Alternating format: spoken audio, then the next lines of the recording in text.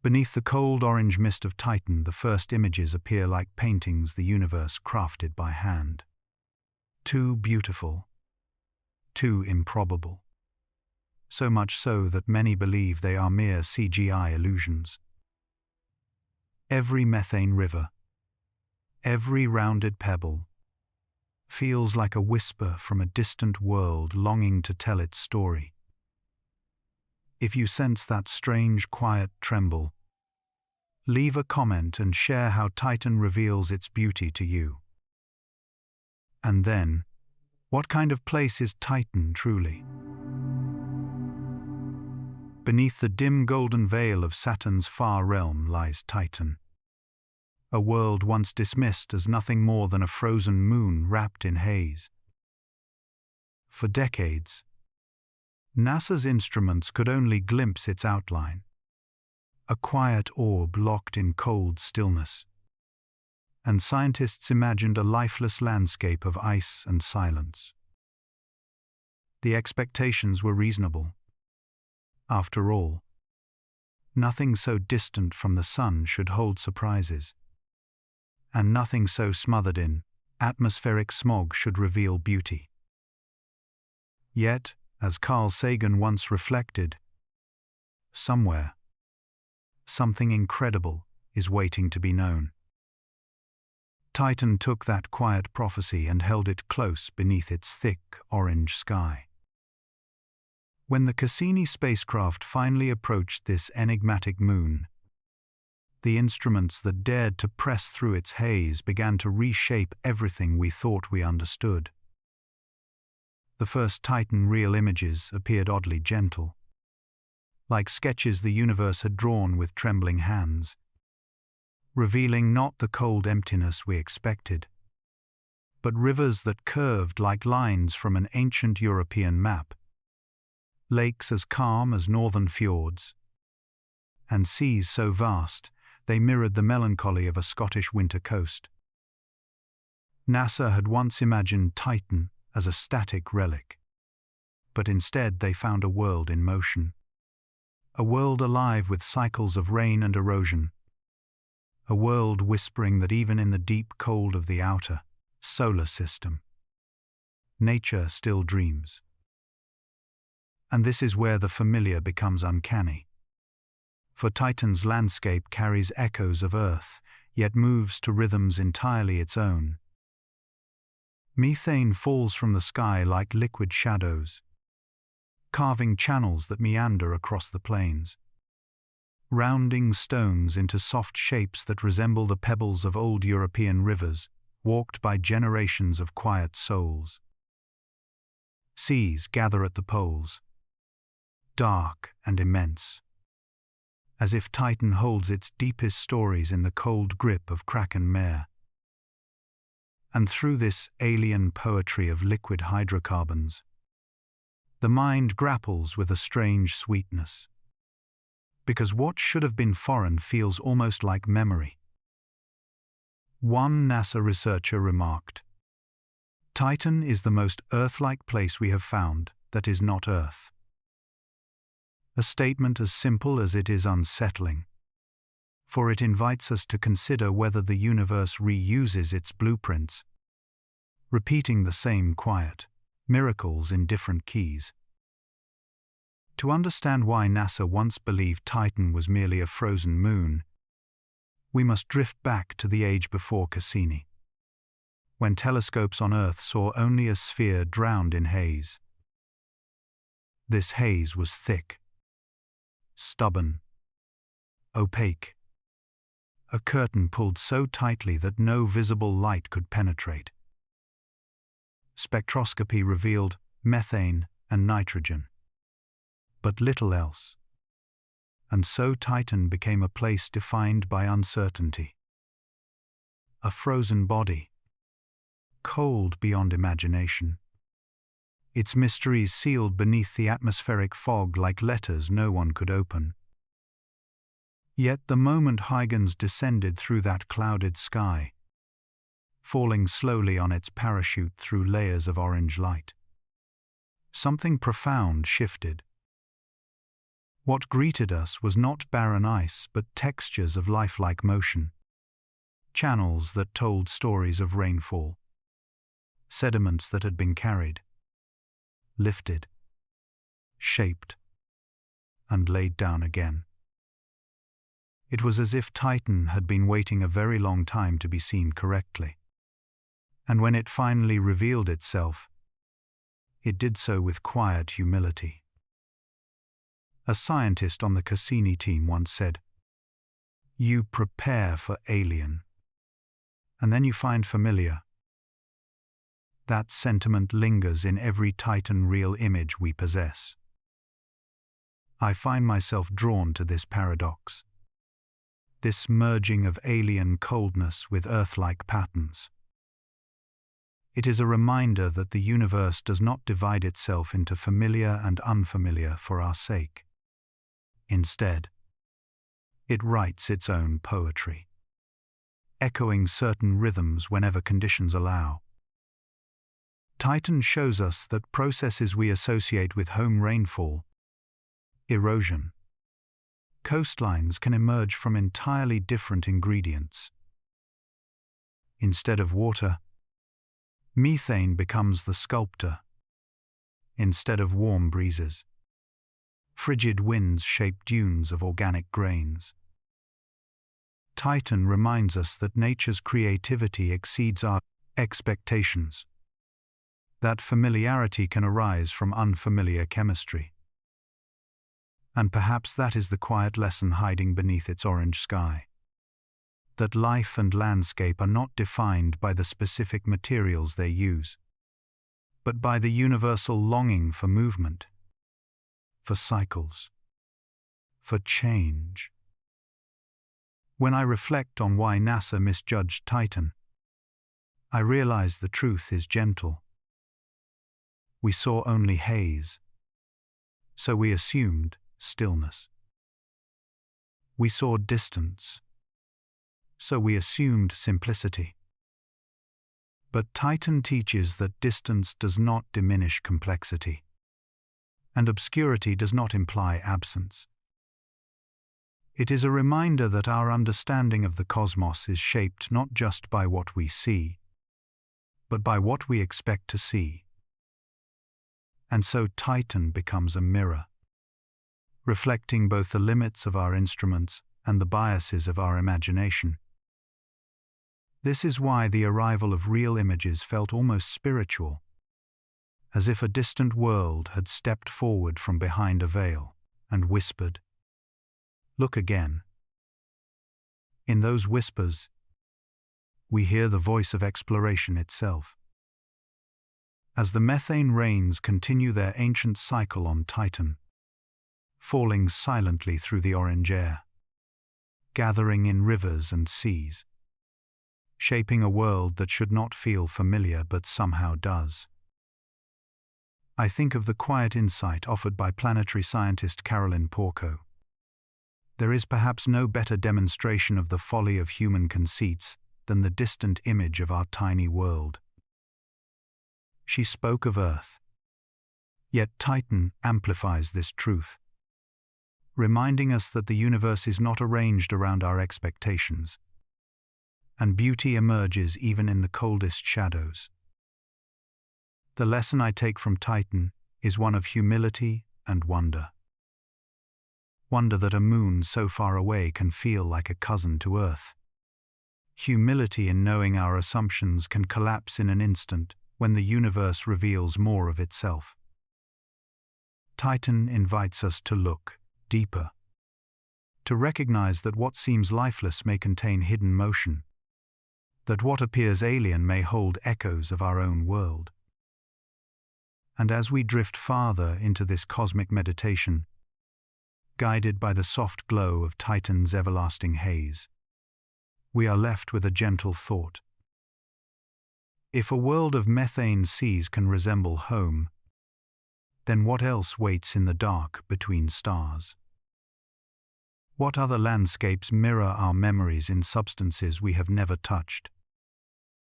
And if the universe repeats its artistry across unimaginable distances, perhaps we are not outsiders looking in, but participants in a grander pattern.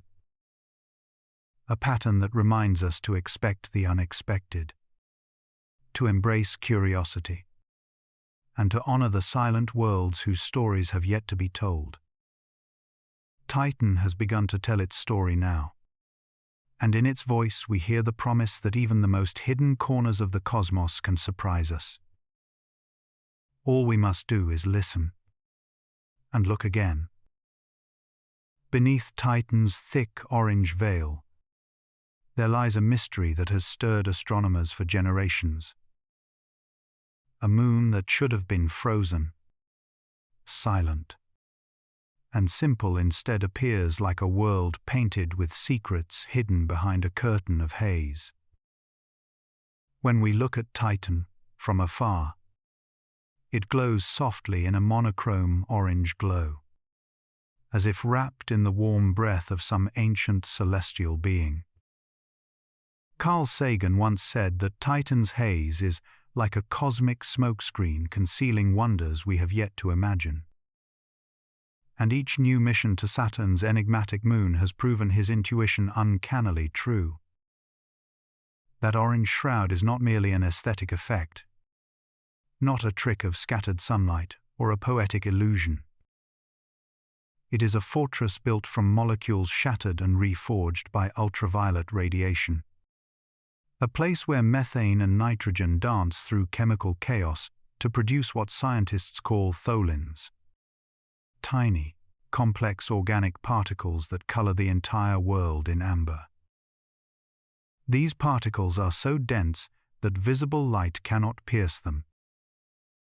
To our eyes, Titan is forever locked behind a shimmering mist, a planet-like sphere whose true face only reveals itself to those who dare to reach through the haze.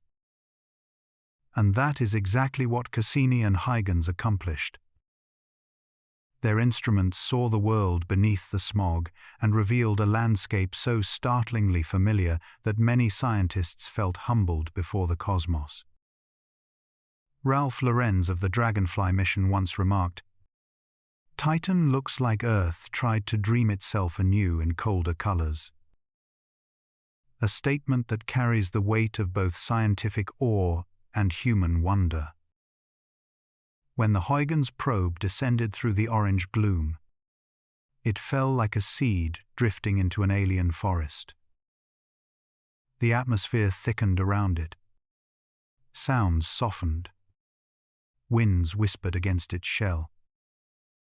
And as the craft pierced deeper, shapes slowly emerged from the blur. River valleys etched into icy plains. Shorelines carved by ancient methane storms, and networks of drainage channels so similar to ones on Earth that geologists could barely believe their eyes. It is this contradiction that gives Titan its hypnotic charm. How can something so cold imitate the softness of Earth's touch? How can a world where liquid methane trickles like liquid silk create landscapes shaped by a cycle so reminiscent of our own water cycle? As you imagine those scenes, let your breath slow. Let your body rest, as though you too are descending through that gentle haze. Titan's haze is thick because the molecules floating within it are not simple. They are layered, heavy, ancient.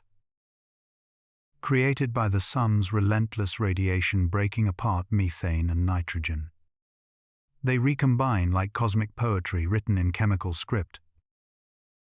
These tholins gather into sheets of haze that scatter blue light and absorb deeper hues, giving Titan the appearance of a world perpetually suspended in twilight. Light that reaches Titan's surface must fight through this dense shield. And even then, it arrives muted, dim, dreamlike.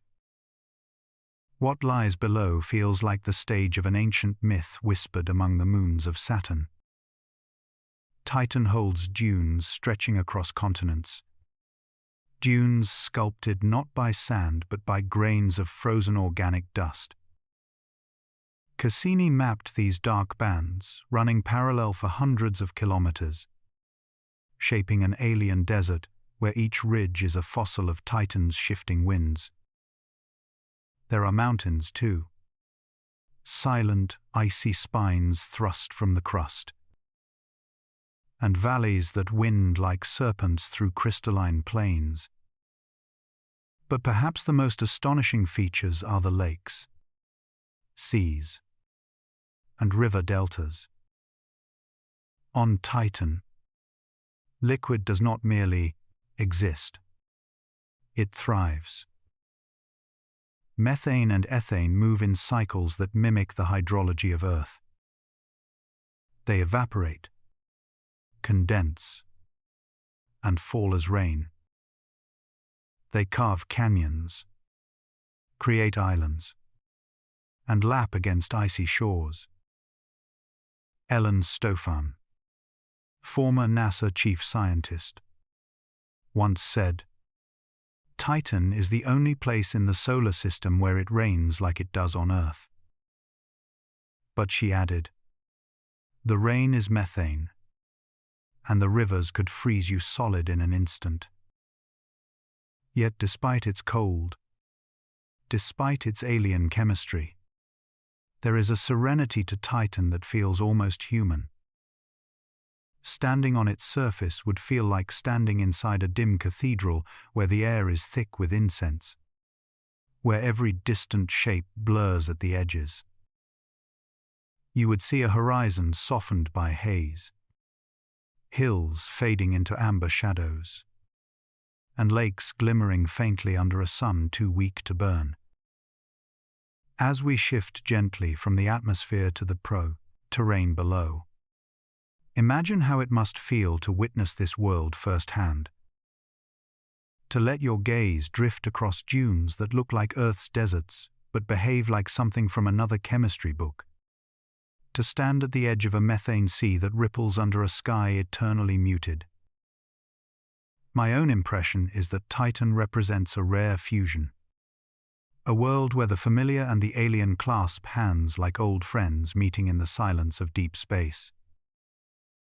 And what lesson does Titan offer us? Perhaps this: that the universe is capable of repeating themes yet expressing them in ways we never expect. Titan takes the concept of rivers, lakes, rain, erosion, and rewrites them using a different alphabet. It is as though nature were saying, "Do not cling to one version of life, one version of beauty, one version of possibility." From Titan's haze I learn that even when something seems hidden, its truth may be more breathtaking than we dare imagine. That sometimes the most extraordinary worlds are those that veil themselves, waiting patiently for curious minds to peel away the layers. Cassini and Huygens have shown us only the beginning. The Dragonfly mission soon will land on this silent moon, and it will fly through that orange fog like a lantern carried by human curiosity. What it discovers beneath that veil may reshape our understanding of habitability, of chemistry, of life's earliest whispers. If you feel the quiet pull of Titan's mystery, let your thoughts drift into the comments and tell me what part of this world fascinates you most. Your voice helps this journey continue. Your presence helps the channel grow. And if you'd like to keep traveling through cosmic dreams with me, drifting softly between science and poetry, consider subscribing and leaving a gentle like. For now, breathe slowly. Let the haze settle around you, and ask yourself, what other wonders lie beneath Titan's endless orange sky? When the Huygens lander touched the surface of Titan for the first time, humanity witnessed something that felt almost impossible. Smooth, rounded, river-washed pebbles sat quietly beneath an alien sky, the color of burnt honey. They were small, silent, unremarkable to the casual eye. Yet to scientists, they were thunderous. These stones were not jagged shards broken by ancient impacts. They were softened by motion, sculpted by time, polished by liquid that once flowed across Titan's frozen skin. And in that single quiet image, it became clear that we were no longer looking at a dead moon, but at a world that breathes in its own slow, methane-scented way. The shock came not from their beauty, but from their familiarity.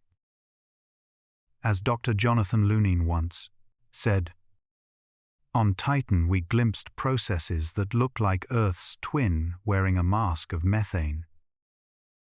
It was not the alien that startled us, but the echo of home in a place so cold it could freeze the breath of a star. Huygens showed that the rounded pebbles had been tumbled, nudged, carried by liquid methane or ethane the way river stones on Earth are shaped by water.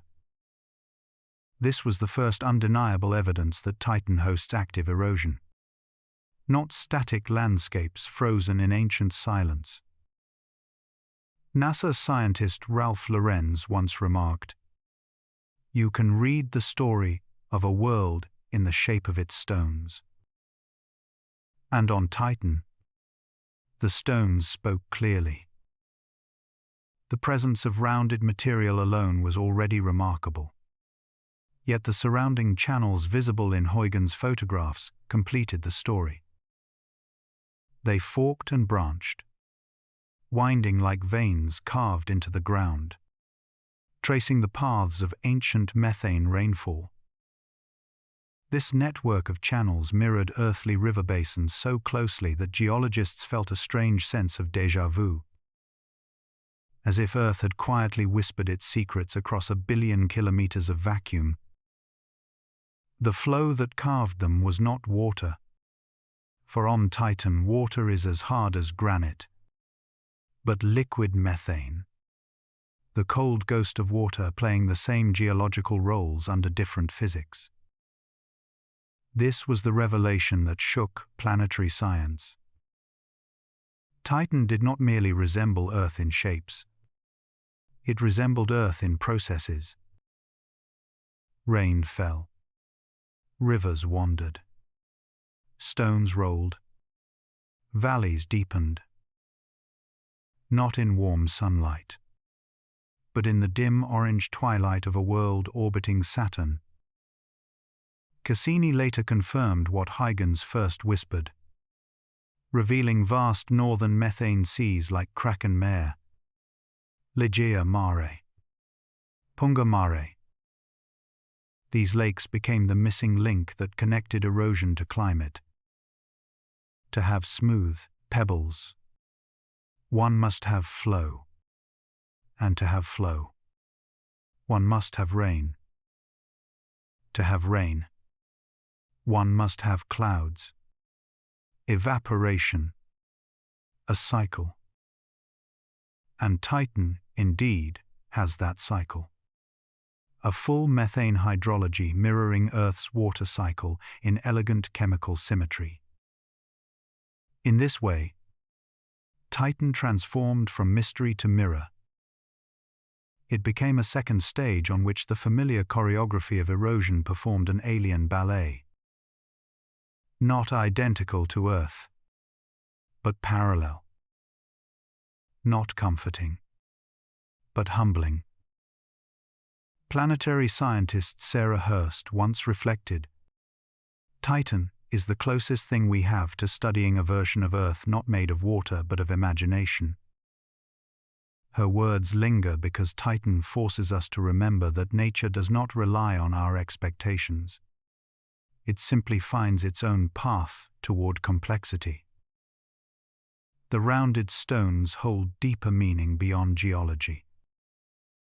They show that climate reshapes worlds regardless of chemistry. That weather leaves its handwriting on every surface it touches. They tell us that Titan is not young, not untouched, but ancient and restless.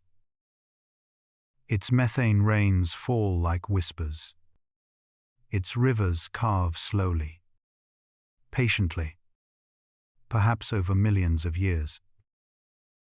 The shock of the Huygens image was also emotional, because it suggested that Earth's story is not unique, that planetary evolution may be a repeating theme sprinkled across the solar system. It made the cosmos feel both larger and smaller, stranger and more familiar. It hinted that erosion is not merely a geological process, but a universal language spoken by landscapes wherever liquid is free to wander. The methane lakes of Titan played their part in shaping this revelation. They are not placid, decorative features, but vast reservoirs feeding an active cycle. Radar reflections showed ripples, winds, tides, influenced by Saturn's gravity. The lakes breathe with the seasons, expanding and shrinking, freezing and thawing in patterns that mirror ancient terrestrial rhythms. To see lakes acting as engines of geological change on a moon so distant felt like discovering a familiar heartbeat inside a stranger's chest. Carl Sagan once suggested, "If there is beauty in the universe, it is not because it resembles us, but because it reveals us." Titan feels like that. A place that reveals Earth by showing us its shadow in methane and ice. When I look at those rounded stones, I think of ancient rivers on Earth smoothing rocks long before humans appeared. I think of the quiet patience of planets, of processes that do not need witnesses to be magnificent. And I realize that Titan is not only a scientific discovery, but a philosophical one. It teaches us that the universe rewrites themes across countless worlds, using different materials, but guided by the same gentle laws. There is something meditative in this thought, like drifting through a cosmic river where every world is a pebble curved by time. It reminds me that erosion is not destruction, but transformation. That change is not the enemy of stability, but its companion. Titan's stones became a metaphor for resilience, for the way even the hardest surfaces yield to the softest forces when given enough time. A river does not break a stone. It teaches it to become something new. Perhaps that is the deeper lesson Titan offers. That in the coldest corners of the solar system, gentleness still shapes the world. That even liquid methane, frigid and faint, can carve valleys and polish stones into quiet poems of motion. And maybe, as we study these distant echoes, we learn not only about Titan, but about ourselves. We learn that change is universal, that time is patient, that beauty emerges in places where we least expect it. In the end, the Huygens pebbles were more than a discovery. They were an invitation, a reminder that every world has stories hidden beneath its surface, waiting for a curious voice to ask. And Titan, with its methane rains and whispering stones, is still speaking. It is up to us to listen. Cassini arrived at Saturn like a quiet pilgrim drifting through the ancient silence of the outer solar system. carrying with it the hopes of scientists who had dreamed for decades of glimpsing the hidden world of Titan. For so long, Titan had been nothing more than a veiled lantern in the dark, its orange haze sealing secrets that even the sharpest telescopes could not pry open. And yet Cassini approached with patience, with curiosity, with the steady breath of a traveler willing to listen rather than demand answers. When the spacecraft directed its radar toward Titan, the surface began to emerge like the first strokes of watercolor on untouched paper. Scientists watched as dark shapes gathered at the poles, smooth, seamless, absorbing the radar pulses rather than scattering them. At first, they wondered whether these were plains of exotic ice, flat and unbroken. But the signature was too quiet, too mirror-like, too reminiscent of oceans on Earth when seen from orbit. The breakthrough came when sunlight touched Titan at just the right angle, and Cassini's camera caught a glimmer that should not have existed on a solid plane. A thin blade of reflected light rested on the surface of one of the northern basins, a phenomenon known as sunglint. It shone like a silver thread drawn across a world of amber shadows, a whisper of brightness so delicate that mission scientists stared in disbelief. Nature rarely gives us perfect answers. Planetary scientist Linda Spilker once said, but this was as close to a signature as any world could write for us. Sunglint is not subtle in meaning. It appears only when light strikes a liquid surface and bounces back toward the observer. Lakes do it. Oceans do it. The polished stillness of water does it under the setting sun on Earth. But Titan's seas are not made of water. They are vast bowls of methane and ethane, chilled to nearly -180 degrees Celsius. Yet there it was, a flicker of silver confirming that Titan holds the only stable surface liquids found anywhere beyond Earth. Carl Sagan once said that somewhere something incredible is waiting to be known. And in that moment, Titan became that somewhere. After the glint came the depth. Cassini's radar beams probed the northern hemisphere again and again, mapping the way the waves swallowed and softened the returning signals. Some parts of Kraken Mare absorbed the radar without giving anything back, meaning the seafloor was so far below the surface that even radar was lost to the abyss.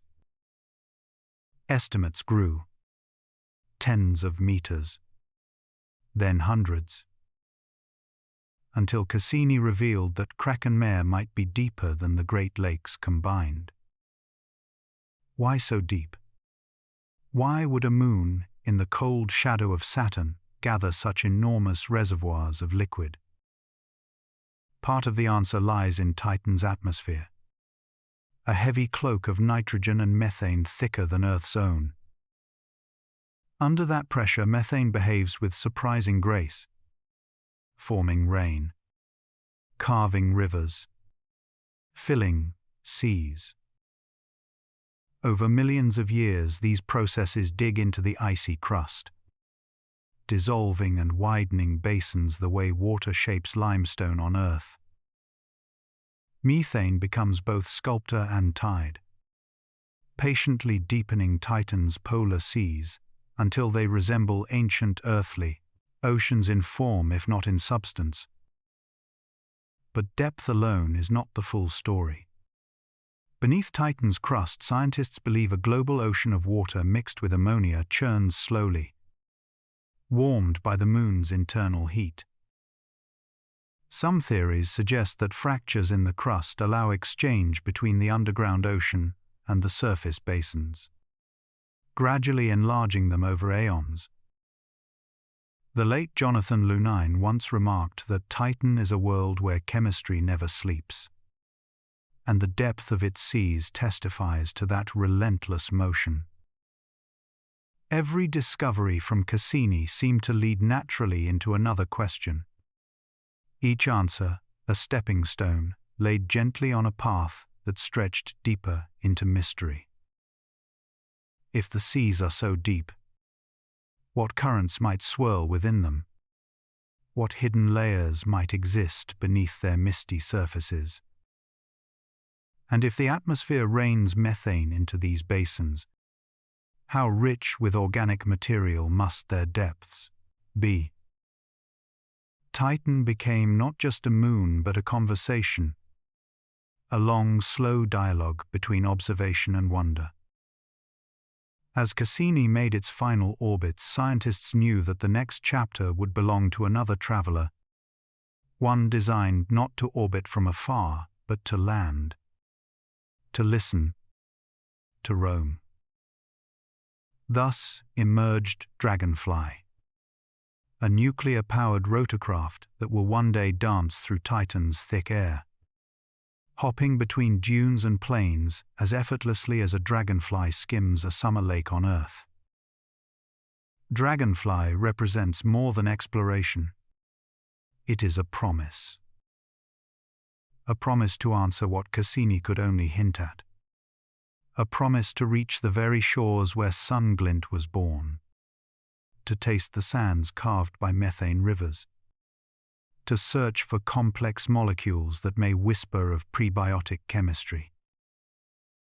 As Elizabeth Turtle, the principal investigator, said, "Titan is not just a world we visit. It is a world we will finally walk through with our instruments as our senses." And so the story flows onward. Just as the liquid methane flows from Titan's clouds into its basins, the conformation of the seas becomes the foundation for understanding their nature. The sun glint becomes the doorway into their behavior. The depth becomes the quiet hint that Titan holds more complexity than we once dared to imagine. In the gentle cadence of this exploration, something peaceful emerges. Something meditative, as if Titan itself moves at a slower rhythm, inviting us to breathe with it, to observe without rushing, to feel the vastness of a world where seas of methane ripple under an orange twilight. It reminds us that science is not merely measurement, but presence. Not merely knowledge, but gratitude for what the universe chooses to reveal. Perhaps that is why these discoveries feel so human. They touch something ancient, the longing to understand landscapes we may never walk upon, the hope that somewhere beyond our small blue world, other seas are breathing in the dark. Cassini gave us the first truth. The seas are real. Dragonfly may one day give us the second. What stories do those seas wish to tell? And as we drift toward that future, the quiet question remains suspended in Titan's orange light. Waiting. What else lies beneath those shimmering methane oceans that glowed like silver under a distant sun? The dunes of Titan rise like ancient breaths frozen in time. They stretch across the equatorial plains as if a sleeping world had exhaled softly and never drawn air again. From above they look familiar, like the deserts of Earth seen through a trembling dream. But the truth of their creation belongs to a chemistry no human has ever touched. These dunes are not made of sand as we know it, not the warm grains shaped by sunlight and stone on our home world. Instead, they are built from particles born in Titan's high atmosphere, from tholins and frozen organics that fall like dusty snow. Carl Sagan once said that tholins are the tar of the cosmos. Harsh ultraviolet light breaks apart methane and nitrogen above Titan, then stitches the fragments into complex chains. These chains drift downward through the orange haze, collecting, merging, gathering into grains so small they could rest on a butterfly's wing if Titan ever knew such creatures. When they land, they do not simply scatter. The winds arrange them, sculpt them, sweep them into rivers of shadow that run for hundreds of kilometers. A desert on a moon colder than winter's deepest grave. A desert built not by heat, but by chemistry and motion.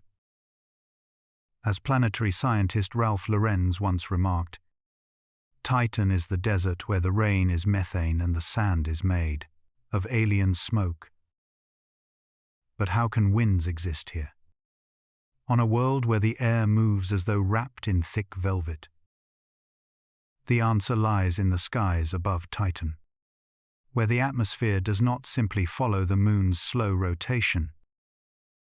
It races ahead, caught in a phenomenon scientists call superrotation. High winds circle Titan in a single day, while the surface takes 16 days to turn beneath them. These winds whisper across the dunes, lifting the grains, pulling them eastward. They do not roar like on Earth. They move with a cold patience, a steady determination.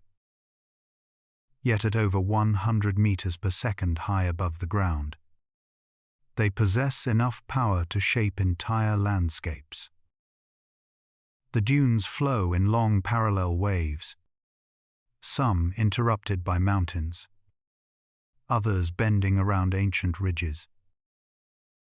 And though they seem silent, each grain carries a history billions of years old. A history of light breaking apart molecules, of chemistry dancing free in the upper air, of matter falling toward the ground like the slow snowfall of time. Still, the question lingers like a soft flicker in the dark. Why would a world at minus 180 degrees Celsius hold deserts at all? Places that by instinct we associate with heat. The answer is both simple and profound. A desert is not defined by temperature, but by dryness, by the absence of accessible liquid. And on Titan's equator, the methane cycle draws its curtains tight. Here the rains rarely fall. Here the rivers rarely run. Here the landscape remains starved of fluidity.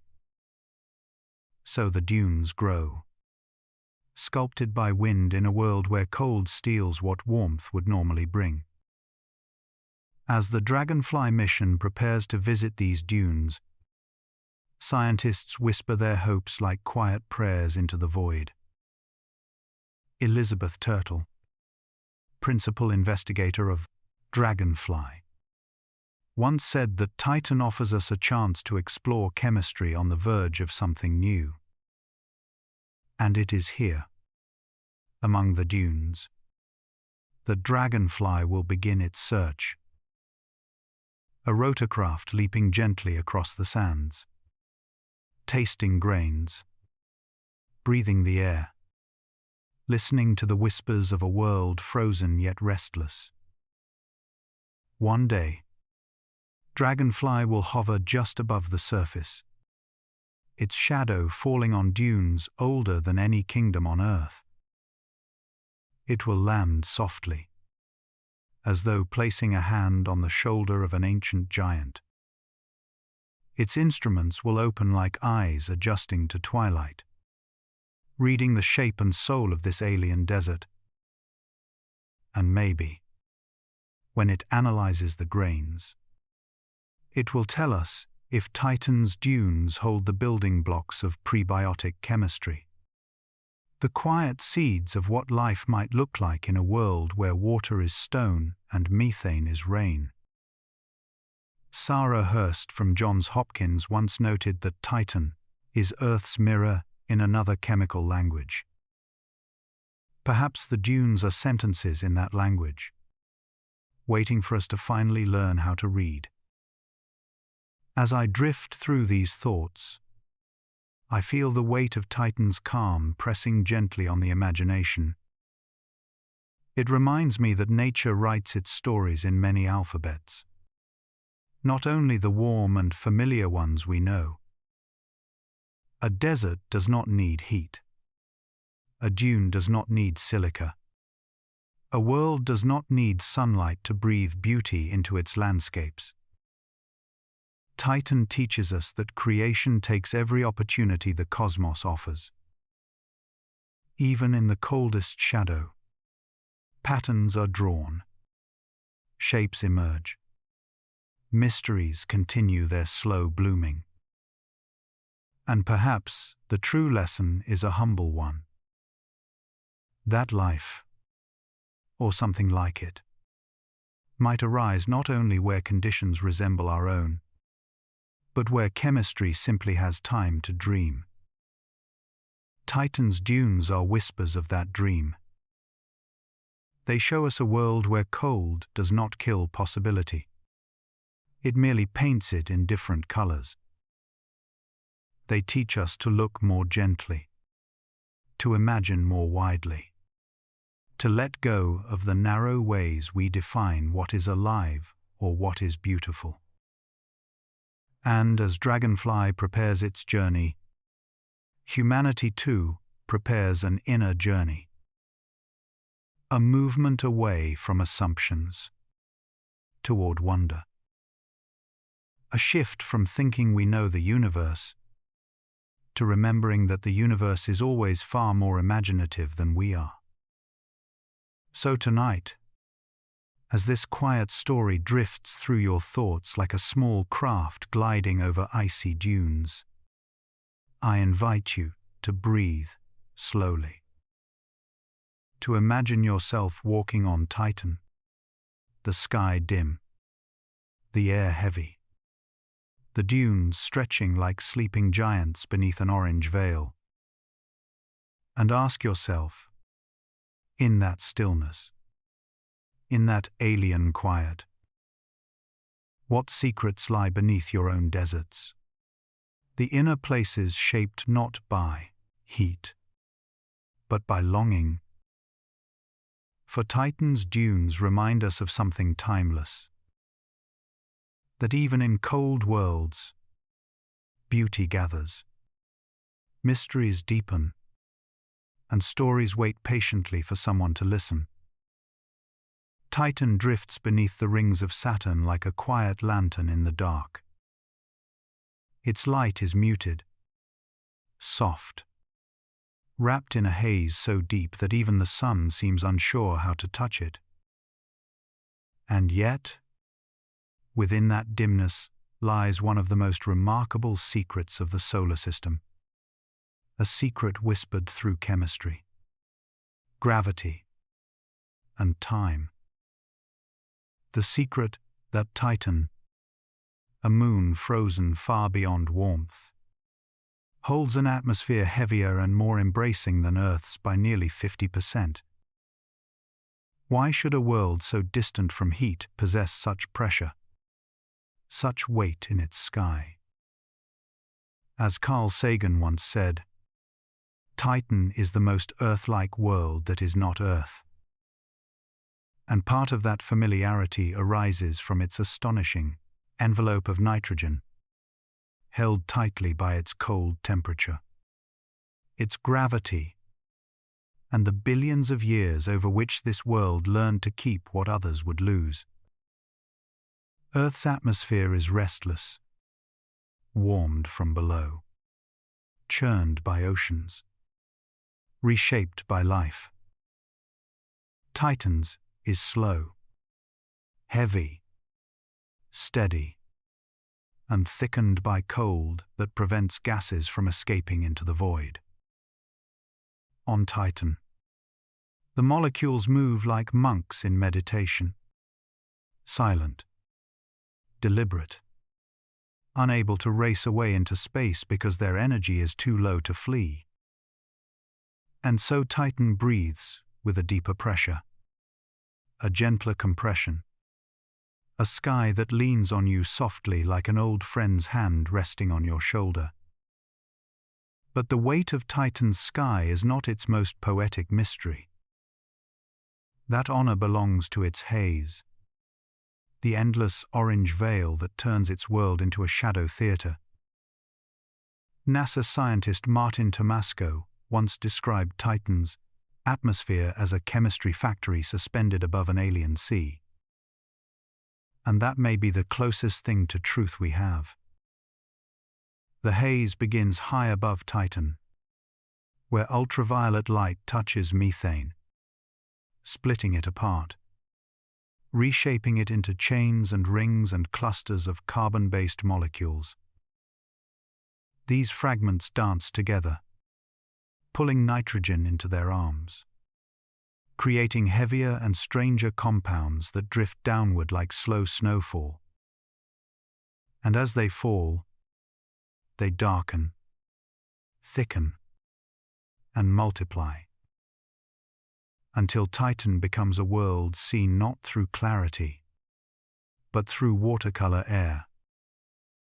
These particles are called tholins, a word coined by Carl Sagan and Bishan Kare, meaning muddy stuff. But there is nothing muddy about their beauty. They are the pigments of Titan, the artists responsible for its bronze glow.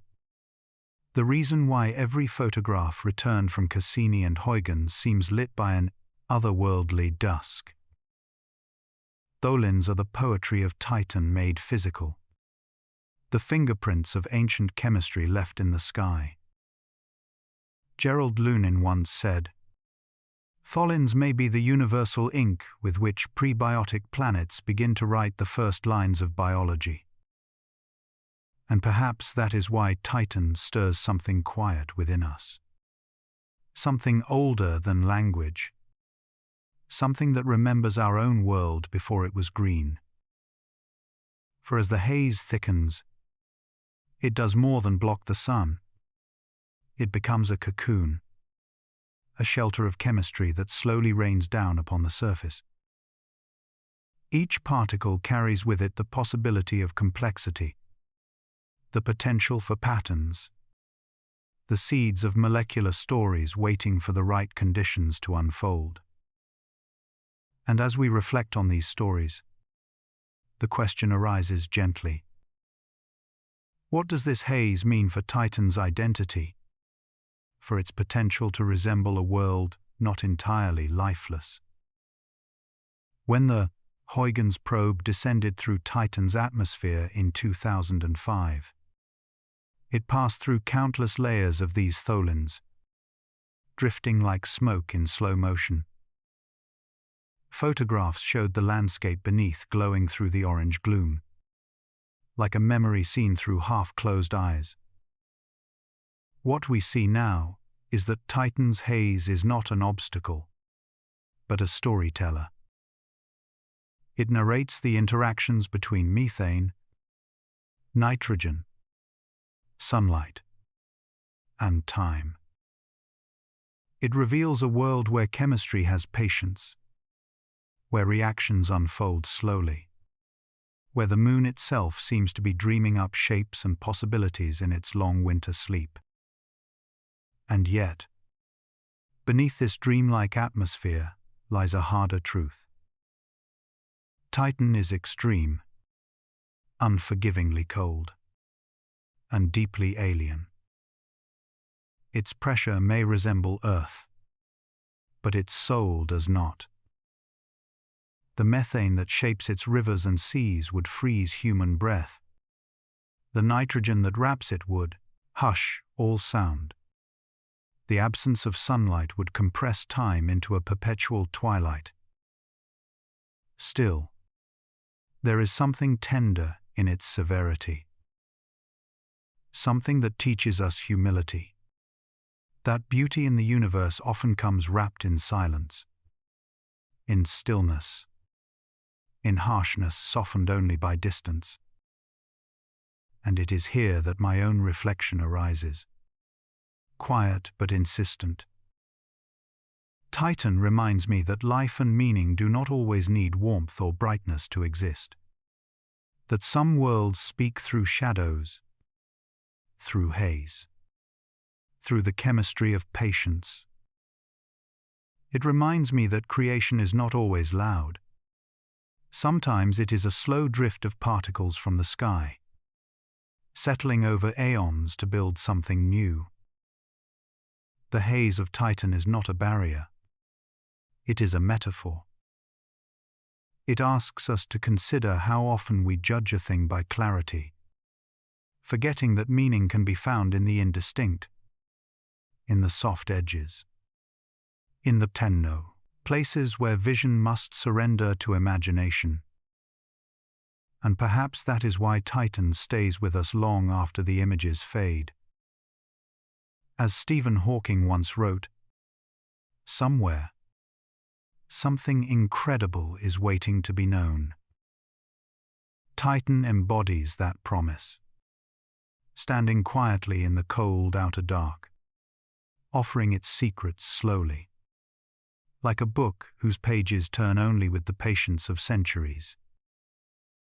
If there is a lesson in Titan's heavy sky, its orange haze, its drifting tholins, it is this: that beauty does not need to be familiar, that wonder does not need warmth, that possibility can exist even in the coldest corners of the cosmos, and that sometimes the most profound stories are whispered through chemistry rather than life.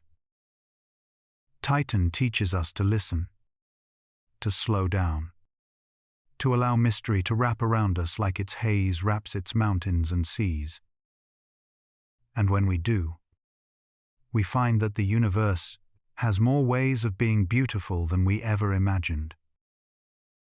Saturn Moon Titan waits, quietly, patiently, for us to understand it. And in that waiting, it invites us to wonder what else the universe is capable of creating. Beneath the dim glow of Saturn's distant sunlight, Titan turns slowly like a dream half asleep. Yet the air above it refuses to follow that rhythm. The atmosphere spins faster than the ground, rushing around the frozen moon in a silent race that defies intuition. Scientists call this strange behavior superrotation, a phenomenon that feels almost poetic in the way a world can move in two tempos at once. When I first looked at Titan's surface photos with their quiet dunes and orange hush, I could not help but feel the contradiction between what the land suggests and what the skies proclaim. The ground is ancient and still. The sky is restless and alive. Titan's winds reach nearly 200 meters per second, an unimaginable speed on a world so cold it seems carved from silence. The question whispers gently through the haze.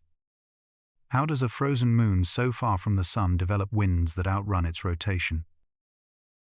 The answer lies partly in the thickness of Titan's atmosphere, a blanket of nitrogen heavier than Earth's own, and partly in the delicate balance of sunlight absorbed in its upper layers.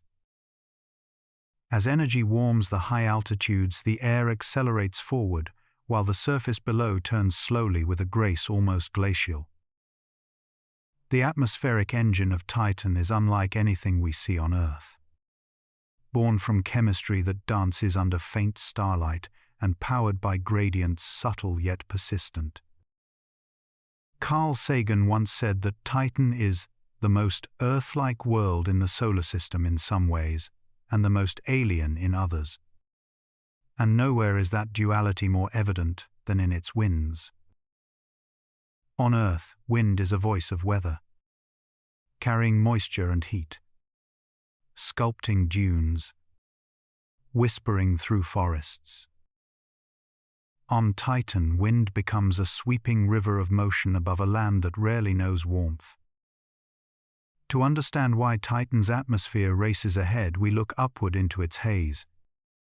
the orange shawl of organic particles formed when sunlight fractures methane and rebuilds it into tholins. These particles absorb heat unevenly, creating circulation loops that spin faster and faster until the whole upper atmosphere begins to glide around the moon like a great and gentle tide.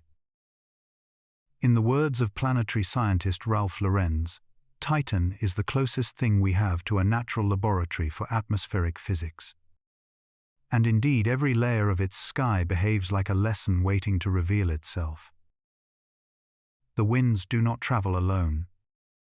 They shape the dunes near Titan's equator into endless waves of dark material, each ridge a testament to the slow but persistent march of particles drifting across the plains.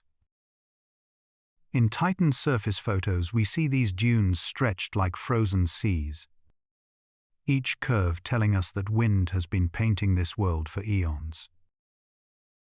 And yet even these shapes struggle to tell the full story, because the strongest winds belong not to the surface, but to the high skies. Some scientists compare Titan's superrotation to the atmosphere of Venus, which also races ahead of the planet beneath it. But while Venus burns, Titan freezes, and this contrast makes Titan uniquely enchanting. How can cold create motion? How can so little sunlight generate such powerful winds? A delicate dance of forces answers softly. Solar heating at high altitudes, temperature differences between day and night, and the immense thickness of the atmosphere itself amplify one another until they create a perpetual flowing belt around the moon. The movement is not violent. It is smooth and unbroken, like the way silk slides across a still table. Titan does not rage. Titan drifts. Its winds are the quiet breath of a world that has never known blue skies or warm oceans. Looking at Titan's surface photos, it is easy to imagine a peaceful planet where time moves slowly. But above that serenity, a stormless river of air wraps the moon endlessly. There is no thunder, no lightning, no tropical monsoons. Only a constant flowing like a hum you can almost hear if you close your eyes. When Cassini first measured these atmospheric speeds, scientists were astonished. Nothing in their early models predicted such vigor. Planetary climatologist Jonathan Lunine once said, "Titan teaches us humility, because every time we think we understand it, something surprises us." And indeed, Titan's atmosphere reminds us that a world does not need heat to be dynamic, nor light to be alive. As I reflect on Titan, I find myself drawn to the harmony between contradiction and unity, the stillness of the land and the swiftness of the sky. It feels almost like a metaphor for our own lives, where the surface of things may seem quiet, but underneath, ideas, passions, and memories move with astonishing speed. Titan becomes both a distant moon and a mirror. The complexity of its atmosphere teaches a lesson both scientific and human. That simplicity is rarely the truth, and that beneath every calm exterior, a deeper current flows. The wind of Titan whispers something profound, that even in a frozen world, motion persists.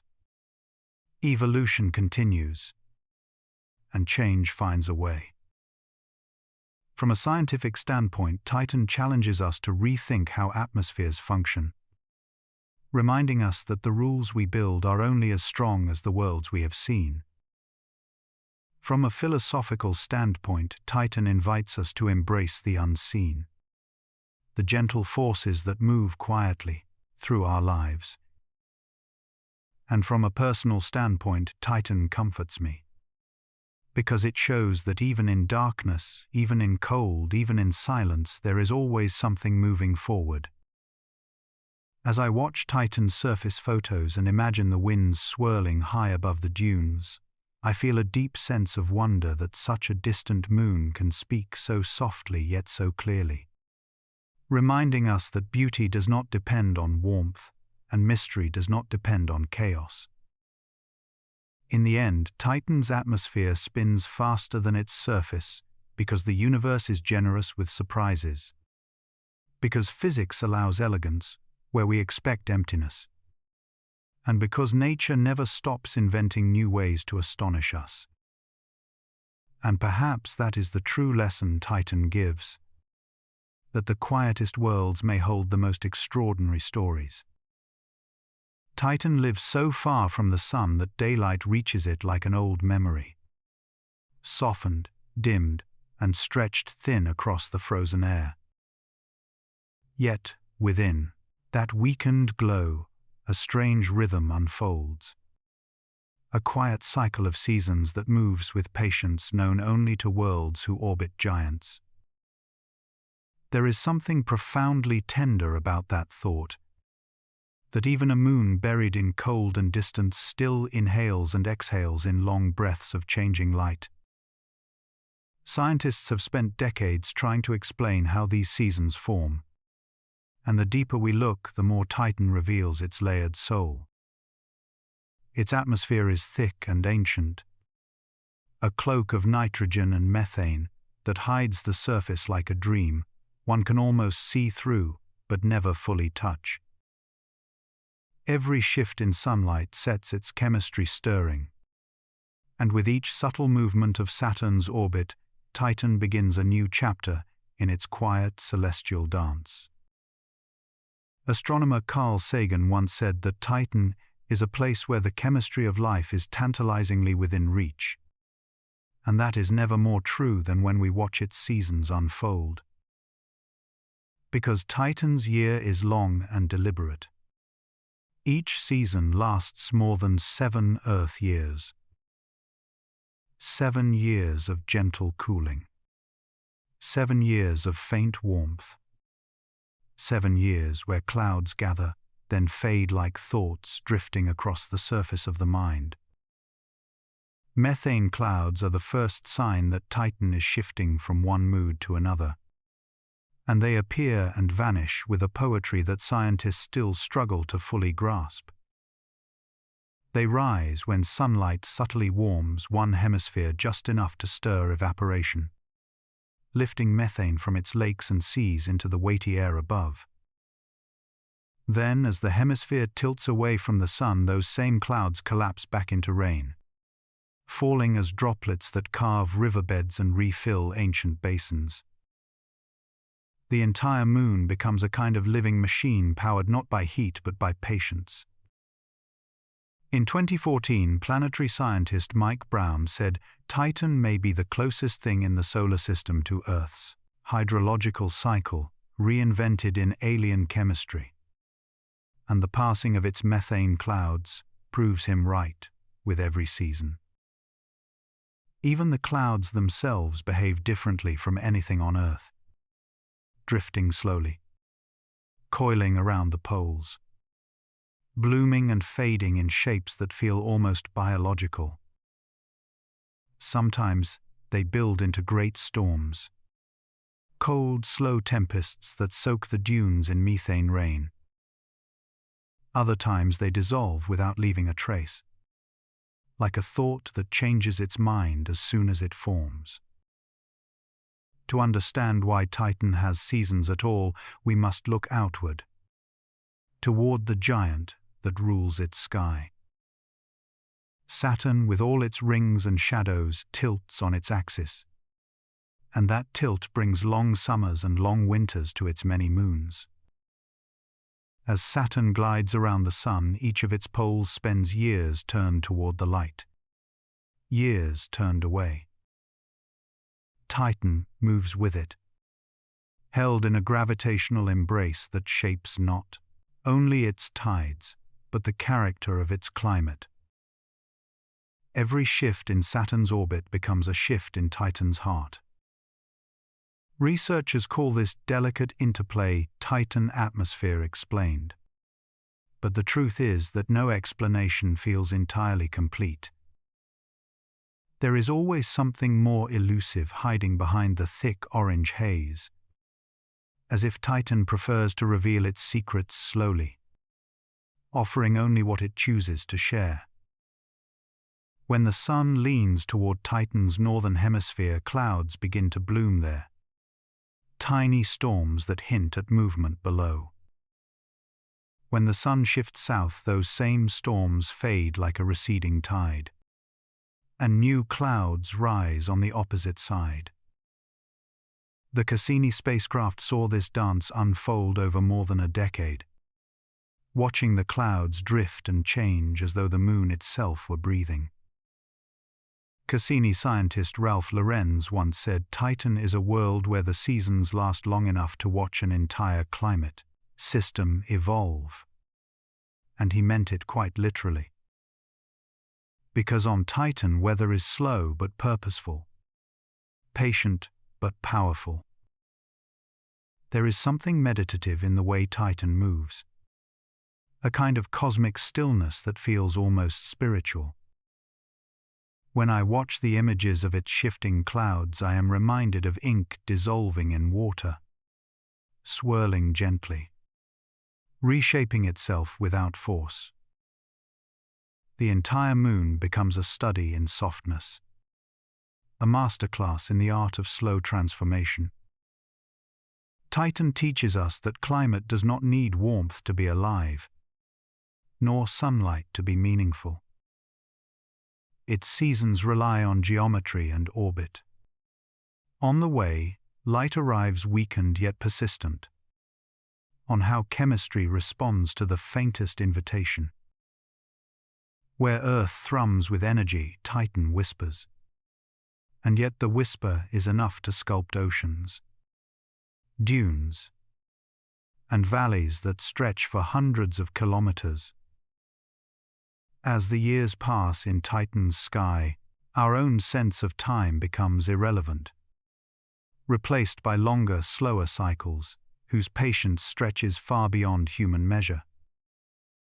Standing on its surface, the air would press gently against you, thicker than Earth's but calm. The horizon would glow in muted copper tones, and above you clouds would gather like careful thoughts, each one shaped by a season that lasts almost a decade. The more I reflect on Titan, the more I find myself humbled, not by its alienness, but by how familiar its rhythms feel. Though built from methane instead of water, though lit by a distant sun whose warmth barely reaches it, Titan still follows the same cosmic principles that shape us. It changes in response to light. It breathes in slow patterns. It adapts to the turn of seasons. In that way, Titan reminds me that life is not defined by chemistry, but by motion, by cycles, by the quiet insistence of change. Perhaps that is the deepest lesson Titan offers, that even in the coldest corners of the solar system, transformation continues. Nothing is ever truly still, not even a moon wrapped in haze and shadow. And if Titan can shift and breathe under such distant light, perhaps we too can learn to embrace change, no matter how faint the warmth that guides us. As I imagine the next spacecraft arriving at Titan, watching the clouds build and dissolve again, I cannot help but feel awe rise like a tide, soft but undeniable. This world, so far from home, still finds a way to move with grace. And in that movement, there is poetry. A poetry written in methane rain, in amber skies, in seasons that unfold like long-forgotten lullabies. And so we continue to ask, to wonder, to listen. Because every passing cloud on Titan is a reminder that the universe is still writing stories in places we have barely learned to see. Stories that drift gently across time, encouraging us to slow down, to breathe, to marvel. For in the end, Titan's seasons are more than weather patterns. They are a meditation on patience, on transformation, on the quiet beauty of worlds that do not hurry. And as we watch them change, we might find a quiet season within ourselves as well. On Titan, the air itself seems to dream, drifting in slow amber curtains that fall like ancient memories over a world both familiar and impossibly strange. When sunlight reaches this distant moon of Saturn, it arrives thin and tired, as if it has crossed the entire orchestra of the cosmos, only to whisper faintly across the methane-rich sky. And yet beneath that muted glow, Titan is busy weaving chemistry as intricate as any poem, crafting hydrocarbons and nitrogen compounds in a patient ballet that has lasted billions of years. Energetic particles from the distant sun strike Titan's upper atmosphere, breaking simple molecules into fragments that do not wish to remain alone. They reach out, recombine, create chains and rings that grow heavier and more complex. Some of these structures drift downward like soft chemical snow, falling through a haze so thick it paints the moon orange. Carl Sagan once said that Titan is the closest place in the solar system that resembles the young Earth. And when you follow the journey of these molecules, you understand why. As these organics descend, they meet the cold breath of Titan's lower atmosphere, mingling with methane clouds that spill into rains that carve valleys and channels across the icy crust. These are the famous Titan methane rivers, winding across the landscape like dark threads of forgotten ink, leaving behind polished pebbles that testify to centuries of flowing liquid. When Cassini first saw these networks of channels, scientists paused, breath caught in the throat, because they looked so much like home. Yet this is an Earth retold in another language, a story written with methane instead of water, nitrogen instead of oxygen. And the chemistry that emerges from this strange alphabet carries hints of possibility so bold that even seasoned researchers sometimes speak of Titan with a kind of reverence. Sarah Hurst once remarked, "Titan shows us that organic chemistry does not wait for our approval. It happens anywhere it can." Down on the surface, the atmosphere presses gently but firmly upon the land, creating a world where each molecule moves slowly, as if reluctant to disturb the stillness. But beneath that stillness lies a richness of raw ingredients, carbon chains, nitrogen-bearing molecules, fragments of chemical ancestry that mirror the essential recipes of life as we understand it. On Earth, these ingredients gathered in warm pools, lightning dancing overhead, oceans rolling in slow breaths. On Titan, they gather in lakes of methane, silent and cold, yet no less full of potential. Some scientists wondered whether Titan could produce structures that behave like cell membranes, compartments that hold chemistry together long enough for complexity to grow. And so they modeled the environment, the temperature, the solvents, the molecular players.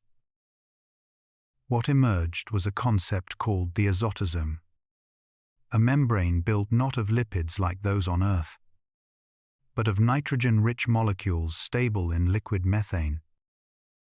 For a moment, the scientific world held its breath, realizing that nature might not be bound to a single blueprint. Ralph Lorenz once said, "Titan is nature's second laboratory." And the more we learn, the more the metaphor feels accurate. In the methane lakes, tiny hypothetical vesicles may come, together, opening and closing like eyelids, testing the possibility of organization. They might not be alive, but they carry the quiet dignity of a first step. In such steps there is wonder, and perhaps a memory of how life might begin anywhere in the universe when given time and silence. When I think of Titan, I feel the vastness of biological possibility stretching in all directions, as if life is not a rare spark but a natural inclination of matter to become more than itself. Titan whispers that perhaps the universe is always searching for ways to awaken, always practicing, always preparing. And in these whispers, there is humility. A reminder that the Earth's story is not the only story worth telling. The chemistry of Titan rises and falls like slow tides. Ultraviolet light breaking molecules apart. Cold methane holding them together. Nitrogen lending structure and possibility. Out of this dance, tholins form. Rich reddish compounds that drift like incense through the sky. They settle across dunes that stretch for hundreds of kilometers. Dunes, not of sand, but of organic grains, so ancient they might as well be planetary ash. Standing there, if one could stand there, you would feel the weight of the atmosphere pressing lightly against your suit. You would see the horizon curved and dim. You would sense the deep silence of a world still deciding what it wants to be. Perhaps you would reach down, pick up a pebble smoothed by methane rain, and wonder whether you are holding the memory of something ancient or the seed of something yet to come. Titan's methane rivers move slowly, but they carry with them stories that geometry alone cannot tell. They are reminders that chemistry does not need warmth to be expressive. It does not need sunlight to be ambitious. It only needs the freedom to experiment. And Titan has been generous with that freedom. As we await the Dragonfly mission, there is a kind of collective anticipation, a gentle tremor of curiosity shared across the scientific community. Dragonfly will land among the dunes, taste the organics, breathe the ancient atmosphere, and ask the questions we are only beginning to form. If it finds even the faintest hint of organized chemistry, the implications will ripple far beyond Titan. But for me, the deepest lesson Titan offers is not merely scientific. It is spiritual. It is quiet. Titan teaches patience, that complexity may emerge not in dramatic bursts, but in slow drifting layers of chemistry laid gently over time. Titan teaches humility, reminding us that Earth is not the universe's only attempt at creativity. And Titan teaches imagination, showing that life may not always wear the same face. When we look toward that distant moon shimmering in its orange veil, we are not just studying another world. We are studying the possibilities within ourselves. Possibilities of connection, of curiosity, of wonder. Titan may never host life as we know it, but it hosts the ideas that life depends upon. Chemistry, structure, storytelling written in molecules. And in that silent, cold realm, life may one day begin in a form we have not yet learned to imagine. Or perhaps it has already whispered its first words. Until Dragonfly arrives, all we can do is listen, with the same soft attention we give to a distant lullaby drifting across space. When we look toward Titan from the quiet comfort of Earth, It feels as though we are gazing into a dream the universe has forgotten to wake from. A world sculpted not by water but by liquid methane, wrapped in an orange haze that glows like a lantern drifting endlessly in the dark. And beneath that ghostly light, a question stirs softly in the mind of anyone who studies life and its boundaries, almost like the ripple of a pebble falling into a calm pond. Could molecules really gather themselves into something resembling a membrane? A fragile boundary between inside and outside, when the entire world is locked at a temperature near 180 degrees Celsius. Carl Sagan once said that Titan is the most Earth-like world out there, though he whispered the words with the reverence of a man speaking of a distant miracle. Yet the resemblance is not skin-deep. It is something far quieter and more profound. Something hidden in the chemistry of a world where sunlight barely reaches and everything moves at the pace of loneliness. In recent years, scientists have begun to imagine Titan as a cradle of possibilities, not for life as we know it, but for life as it could be.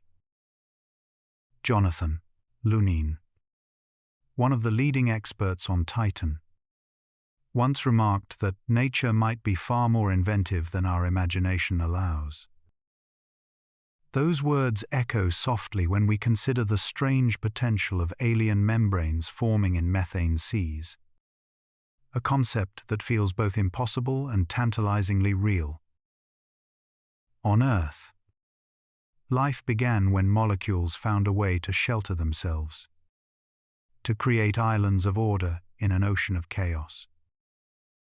Our cells are wrapped in lipid membranes, delicate envelopes that hold the chemistry of life together.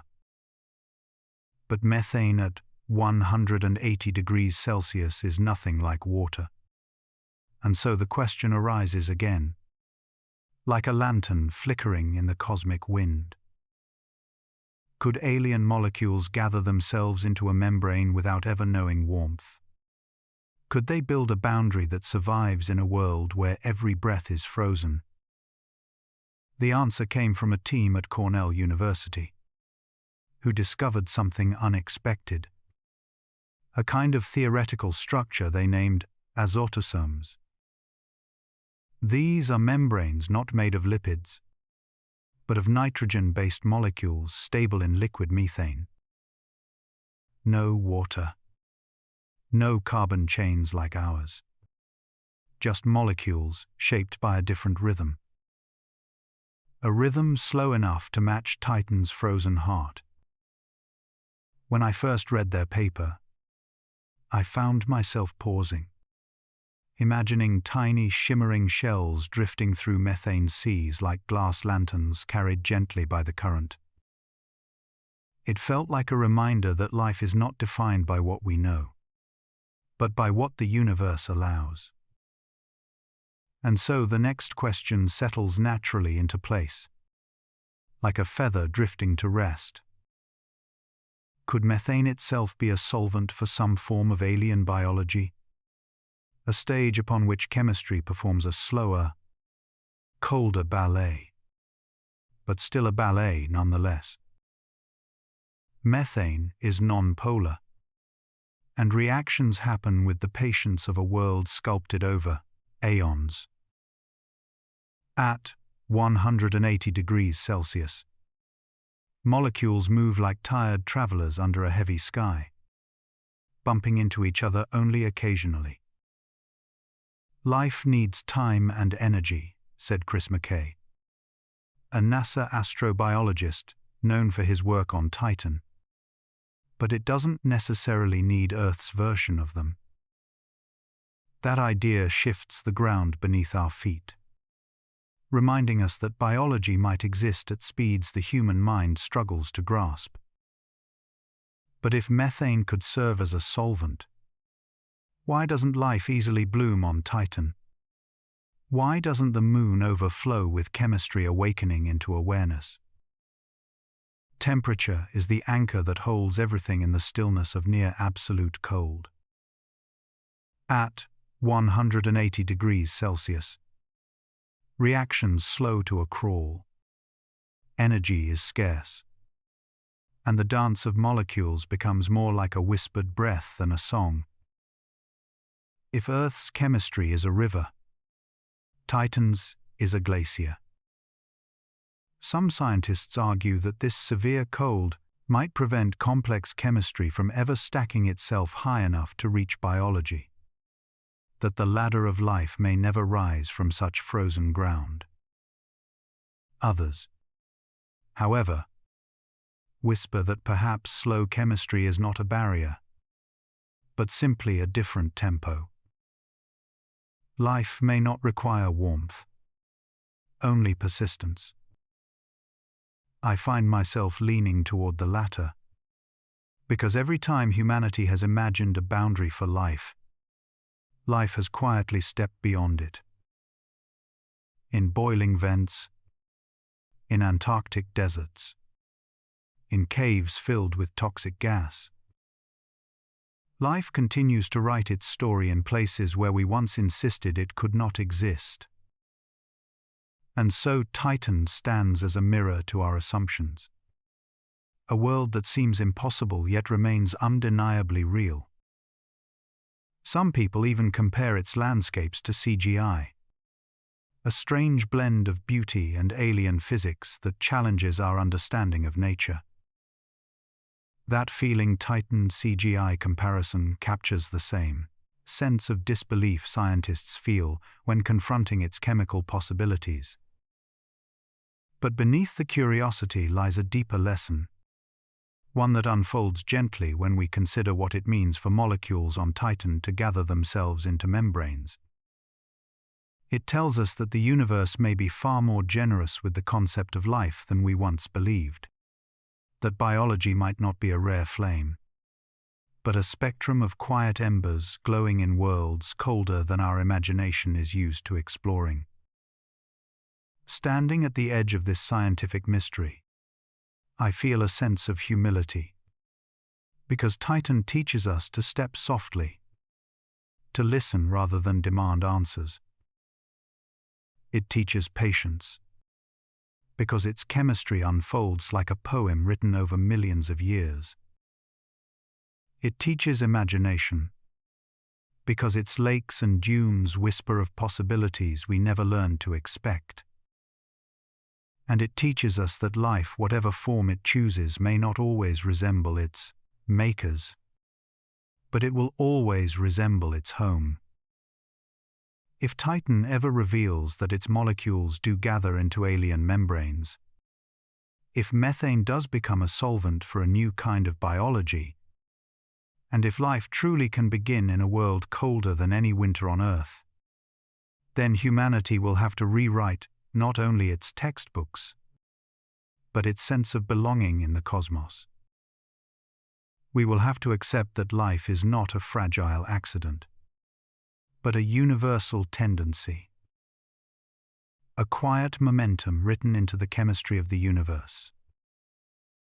And as we wait for missions like Dragonfly to bring us closer to the truth, we are reminded that wonder is the first step toward understanding, and humility the second. Perhaps that is the greatest lesson Titan offers, that the cosmos does not ask us to be certain, only to be curious. And in that gentle curiosity, we may finally discover how life begins. Not just on Earth, but across the endless, quiet sea of worlds waiting in the dark. Beneath the silent glow of Saturn's distant light, there is a world that breathes in ways we still barely understand. Titan holds its secrets beneath layers of haze and ice, and yet a deeper truth whispers below the frozen crust. A truth that hints at movement, warmth, and the quiet heartbeat of an ocean no one has ever seen. When scientists first realized Titan might hide a vast water-ammonia sea beneath its frozen shell, the idea felt almost unreal. as though nature had tucked away a second world inside the first. But the evidence began to gather like stars forming in a slow winter sky. Subtle gravity anomalies, the flexing of the crust, the way Titan wobbles gently as it orbits. Sheldon Sherman once said, "Titan speaks in motions too soft for the eye but too large to ignore." Those motions imply an inner ocean more fluid than expected. An ocean kept warm not by sunlight, but by the internal press of time and tides. This hidden sea likely mixes water and ammonia, forming a strange antifreeze that resists freezing even in temperatures that would kill any ordinary chemistry. It is in that liquid dark that possibilities begin to unfold. Because where there is motion and mixing, there is story. And as more data streamed in from Cassini, the world beneath Titan's crust began to sound less like hypothesis and more like quiet fact. Cassini detected regions where the crust seemed thinner, places where the ice might crack under stress. Those cracks are not just geologic scars. They are doors. Cryovolcanoes become the mountain poets of Titan, sending plumes of ammonia-rich water upward, then freezing mid-air into silent fountains. Here, the surface and the interior talk to one another, exchanging stories through vents and fractures. Carolyn Porco once said, "Cryovolcanism is Titan, reminding us that frozen worlds are not lifeless worlds." And indeed, Titan does not behave like a dead moon. It behaves like a place trying to keep its interior alive. What fascinates many scientists is how this exchange of material might seed complexity across the entire moon. On the surface, methane and nitrogen drift together in a cold, slow dance, forming organic particles that fall like snow. Beneath the crust, water and ammonia swirl in darkness, providing an entirely different stage for chemistry. Titan becomes not one laboratory but two parallel experiments separated by a wall of ancient ice. On the surface, methane takes the role that water plays on Earth. It rains. It forms rivers. It collects in seas large enough to drown continents. This methane cycle births dunes, valleys, and coastlines that look eerily familiar in real Titan footage, as though an artist used Earth as reference, but changed every color and element. Familiar, yet alien. Sarah Hurst called it, and she is right. Titan looks like home in a dream where something is always slightly off-center. But the water-ammonia ocean below offers a different beauty. Warm enough to melt ice. Sheltered enough to nurture long chemical chains.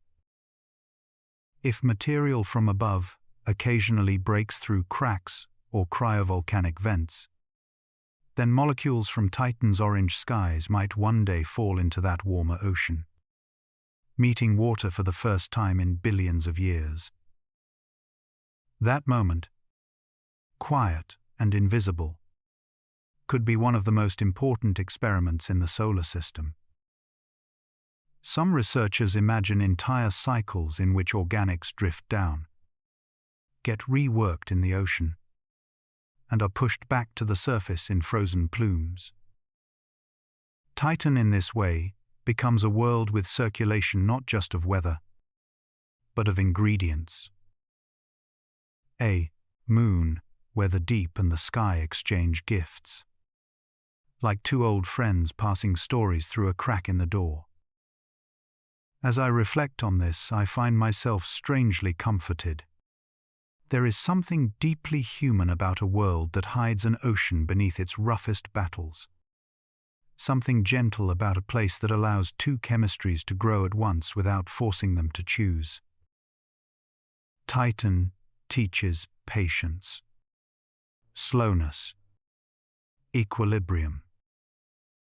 The methane plains remind us that life does not require warmth to sculpt landscapes, while the hidden ocean reminds us that warmth exists even where we thought the universe had abandoned it. The thought that two different chemistries might evolve separately yet side by side is profoundly humbling. On Earth, water dominates all biology, shaping every cell and every breath. But Titan whispers a question colder and softer. Must life always follow the path you know? Chris McKay of NASA once said, "If Titan has life, it will be the strangest life in the solar system." And perhaps that strangeness is the point. This world reminds us that possibility does not end where Earth's rules do, that chemistry can bloom in liquid methane, and that complexity can deepen in an ocean trapped under ice. Titan holds both extremes together, the coldest surface seas and the warmest hidden currents. It shows us a universe willing to dream in more than one direction.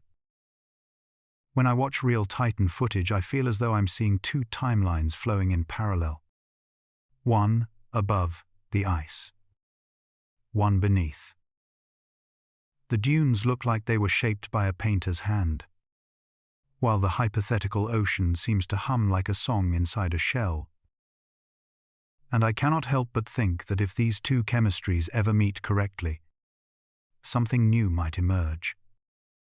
Not life as we define it, but something leaning gently toward it.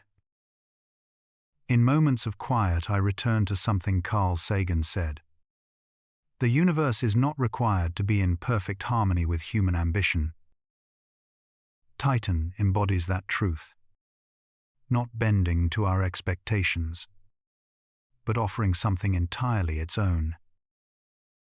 It is not Earth's twin, not Earth's opposite, but a slow conversation between cold and warmth, between methane and water. And perhaps that is the lesson I carry the most. That complexity often grows in the meeting of differences, that beauty forms where extremes brush against each other. Titan does not resolve its contradictions, it nourishes them. And in doing so, it becomes one of the most evocative worlds we have ever encountered. As we continue to study this moon, with future missions like Dragonfly preparing to sweep across its dunes, the story of the surface and the story of the ocean will finally come closer together. Perhaps we will learn whether Titan is a frozen archive or a living experiment, whether the cracks are simply fractures or bridges, whether the ocean is a silent tomb or a cradle waiting patiently in the dark. What I know is this: Titan holds the kind of mystery that asks us to listen slower, to breathe deeper, to let the universe unfold at its own pace. And in that pace, in that hush, we may one day find that the line between chemistry and life is thinner than we ever imagined. There are moments in the exploration of distant worlds when the machinery of science feels less like metal and mathematics and more like a heartbeat that echoes across the solar system. Titan has always had that effect on us. A world wrapped in a haze so thick that even our most powerful telescopes could only guess at the secrets beneath it. And when we finally sent emissaries across the void, the two missions that touched this world revealed something profound. They showed us not only the alien nature of Titan, but also the limits of our own reach.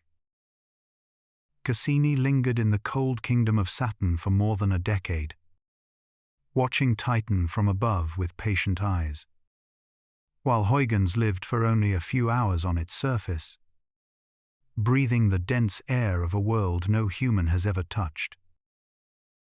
Their partnership is often described by scientists as a duet, one voice singing from the sky, the other whispering from the ground, each incomplete without the other.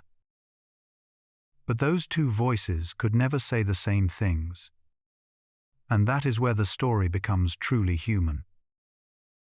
Huygens was small, fragile, carried like a child beneath Cassini's protective wings until the moment it was released, descending alone into the orange unknown.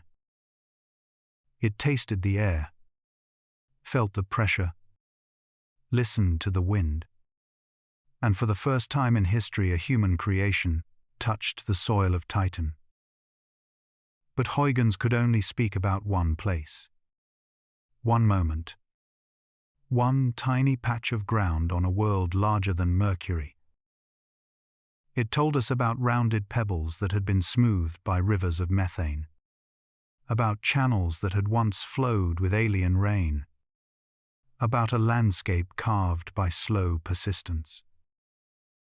But it could not see the poles. It could not see the seas. It could not rise again to whisper more stories.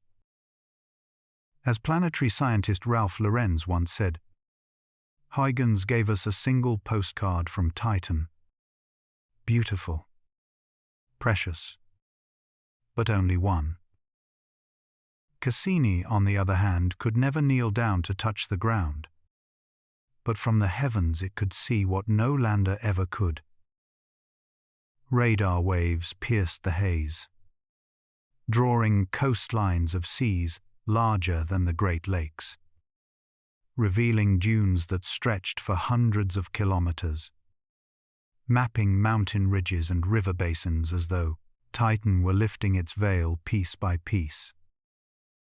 Cassini taught us that Titan is a world sculpted by cycles as powerful as Earth's, but built from materials colder than our deepest winters. And when sunlight reflected off a northern sea for the first time, creating that shimmering signature scientists call sun glint, it confirmed what had once been only speculation. Titan truly holds liquid on its surface. That moment was so astonishing that Carolyn Porco said, "It was like watching another Earth appear before our eyes. Familiar, and yet impossibly strange." But Cassini could never scrape its fingers through the grains of organic sand, never hold a pebble in its mechanical hands, never feel the air growing thicker as it descended. It was a watcher, not a wanderer. The limits of both missions are woven into their achievements. Huygens was intimate but fleeting. Cassini was vast but distant.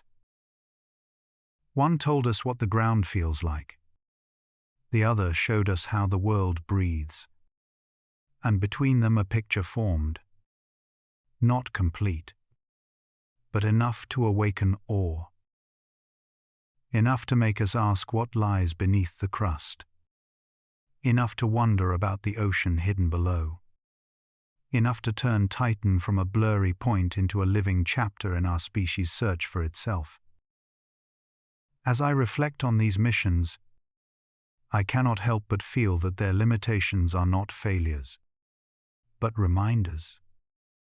Gentle ones, whispered like a lesson from the universe. They tell us that understanding comes in layers, that some truths require patience, that no single viewpoint can reveal a world so deep, so ancient, so quietly alive. In a sense, they mirror all human knowing.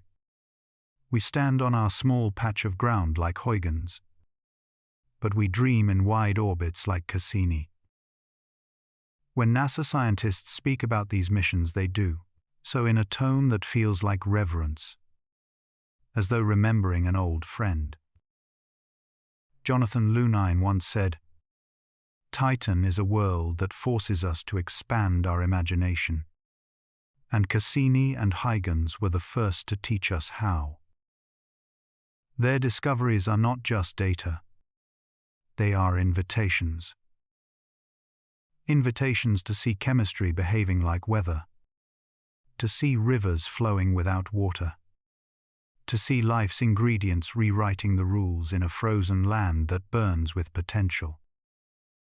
As the years pass, I find myself returning to the images again and again, those silent plains, those dark seas, those dunes that sway across the horizon like the breath of a sleeping giant.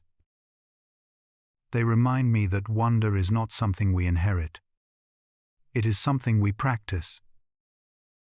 And Titan, with its orange skies and secret ocean, continues to offer that practice generously. This is perhaps the deepest lesson I take from the missions, that the universe never reveals itself all at once, but in waves, in glimpses, in partnerships like Cassini and Huygens. Their limits become our call to continue. Their silence becomes our reason to listen more closely. And as we prepare for the Dragonfly mission, a craft that will leap from dune to dune like a wandering spirit, we carry their legacy with us. Because science is not just about answers, it is about presence, about returning again and again to the places that stir us, even if they lie 1 billion kilometers away. Titan has become one of those places. A distant moon, yes, but also a mirror. A reminder that the universe is vast, yes, but also intimate, always willing to whisper its secrets to those who arrive with patience. And perhaps that is why the phrase NASA Titan Discoveries feels less like a keyword and more like the beginning of a prayer. A quiet acknowledgement that we are still learning how to listen. Titan is the easiest place to fly in the solar system, not because it is gentle, but because it is strangely generous. As if this distant moon has kept a quiet promise to lift whatever dares to touch its air. Its atmosphere wraps around it thick and patient, denser than Earth's by nearly half. And its gravity is so soft that even a human with simple wings might feel the temptation to rise. Carl Sagan once said that Titan is the most Earth-like world in the solar system. And although its seas are methane, not water, the spirit of that statement still lingers like a warm echo. The air there does not resist flight. It invites it. When NASA designed Dragonfly, they were not building a machine to conquer a hostile world. They were building a guest capable of listening. A drone that could rise gently into orange skies, drift over dunes as ancient as silence, and lower itself onto plains shaped by liquids that never freeze but never warm. They imagined a craft that could taste molecules in the air, press its instruments against the soil, and follow the ghost-like trails of chemistry that may have begun long before life found Earth. Dragonfly will fly because Titan wishes to be known, and it will land because Titan has secrets that can only be read with patience. It will scan the organic structure of the ground, teasing out carbon chains built by cold sunlight, molecules that gather and fall like snowflakes of chemistry. It will seek the prebiotic whispers that scientists have dreamed of, those subtle combinations that may resemble the earliest steps of life. As Chris McKay famously said, Titan is the best place in the solar system to look for an alternative form of life. And though he spoke as a scientist, there was poetry hiding in his certainty. I imagine Dragonfly settling on a dune, its rotors slowing like a creature catching its breath. The ground beneath it will be dark, soft, made of tiny grains of organic material shaped by the slow winds of a world that knows patience better than Earth. The drone will extend its instruments, reading the soil the way a historian reads old parchment, searching for the signatures of reactions older than human memory. The geology of Titan is not made of stone. It is made of frozen air and ancient chemistry. To study it is to step into a world where rivers sculpt landscapes but leave no water behind, where rain falls, but the droplets never warm. Between each flight, Dragonfly will watch the sky, for Titan has a climate that moves like a slow dream. Methane clouds gathering and dissolving in rhythms too subtle for our impatient world. Winds drift in super-rotation, racing ahead of the surface, as if the atmosphere has chosen to outrun the moon itself. Cassini taught us that nothing on Titan is simple. James Webb taught us that nothing on Titan is inert.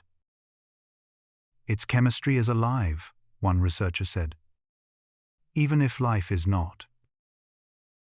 Meteor impacts have scarred Titan in quiet bursts of violence, leaving behind craters that expose material buried for ages. These sites will be among Dragonfly's most precious destinations, for impacts create heat, and heat creates possibility. If there are places on Titan where molecules took bold steps toward complexity, those places may lie in the shadows of ancient craters. And then there is chemical evolution, the long, slow march from chaos to pattern, from random molecules to organized ones. Titan has been practicing this for billions of years, performing experiments that no laboratory on Earth could sustain. One could say Titan is the universe's notebook, pages written in methane, inked in nitrogen. When Freeman Dyson remarked that life is what matter does when it has time, I suspect Titan was the kind of world he imagined. A world where time is abundant, and matter is endlessly patient. As I think of Dragonfly drifting through that thick orange world, I feel something I rarely feel with robotic missions: a sense of companionship. This drone is not simply gathering data.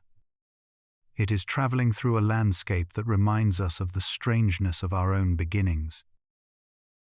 When Earth was young, before oceans found their rhythm, before life dared to spark, the chemistry here might have looked surprisingly similar. To study Titan is to turn the pages backward in our own story. The goal of understanding Titan organic chemistry is not just scientific, it is philosophical. If life requires water, then Titan tells us why. If life does not, Titan might be the first world to show us another recipe. In both cases, our understanding of existence expands. My own view is simple, though whispered with humility. Titan is not merely a moon to be studied. It is a reminder that the universe is wider than our imagination, that nature writes with a larger alphabet than carbon and water alone. Titan teaches us that creativity is not a human invention. It is a cosmic tendency. As Dragonfly moves from dune to crater, tasting the air, listening to the ground, reading the chemical story written in every grain, it will carry our curiosity with it, a small mechanical heart beating in the coldest winds we have ever known.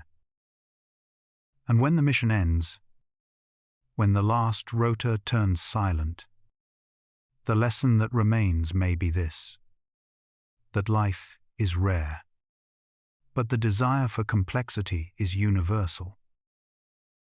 That even in the rasa, cold, even in the dark, matter leans forward, trying to become something more. In that way, Titan is not a distant moon.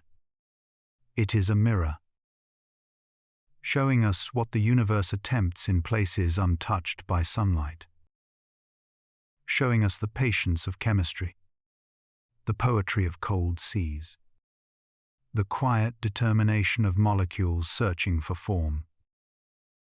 If Earth taught us how life thrives, Titan may teach us how life begins. And perhaps, in its slow orange dawns, it may whisper back to us something we have always suspected, that we are not the only possible story. Beneath the dim glow of Saturn's distant sunlight, Titan turns slowly like an ancient lantern suspended in the cold outer dark. Its orange veil stirs with the rhythm of forgotten chemistry, a quiet reminder that even at the edge of the sun's warmth, worlds can still dream. Scientists have long wondered whether this place, with its liquid methane seas and its dunes of frozen organics, might hold something more than alien landscapes. Carl Sagan once said that the universe is not obliged to make sense to us. And nowhere is that truth more intimate than on Titan. Titan is coated in molecules that seem to echo the earliest whispers of Earth's infancy, back when our oceans still simmered with the raw ingredients of life, long before cells learned to divide or breathe. High in Titan's atmosphere, sunlight fractures methane and nitrogen, sending them tumbling into reaction after reaction, forming chains and clusters of organics that fall like a gentle chemical snow across the moon. Some of these molecules resemble the prebiotic building blocks that once danced through Earth's primordial soup, a reminder that complexity does not belong only to worlds like ours. As the chemist Sarah Hurst once said, Titan shows us chemistry that, too, Earth can no longer remember. Standing beside the methane lakes, if we could stand there at all, one might sense a kind of memory in the stillness. A world sculpted not by water, but by a colder and more exotic liquid that pools and evaporates in slow movements. Here, rivers carve valleys through ice, as water once carved stone on Earth.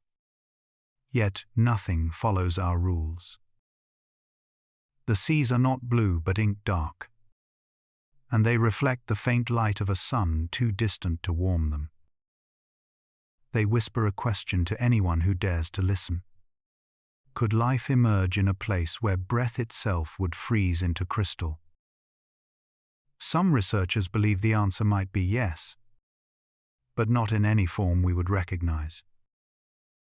In Titan's liquid methane, certain molecules may naturally arrange themselves into structures that behave a little like cell membranes, flexible, protective, capable of separating an inside from an outside.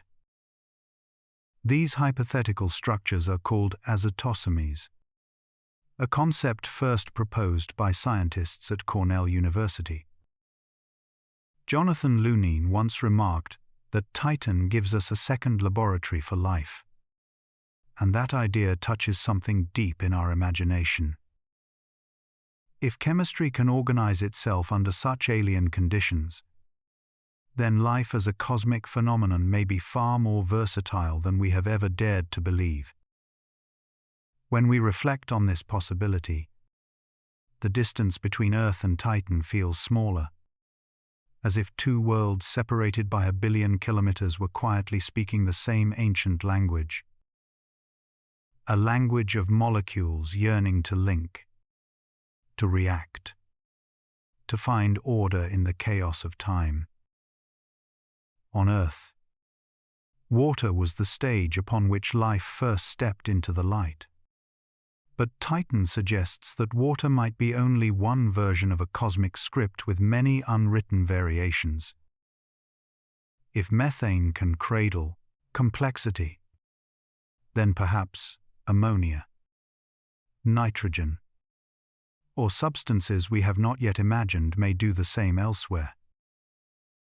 This thought carries us beneath Titan's crust, where an ocean of water mixed with ammonia is believed to slosh in eternal darkness. An ocean potentially warmer than its frozen surface, stirred by tides from Saturn, heated by geological murmurs from below. If material from the surface sinks into that hidden sea, the two laboratories of Titan could meet, exchanging ingredients across eons.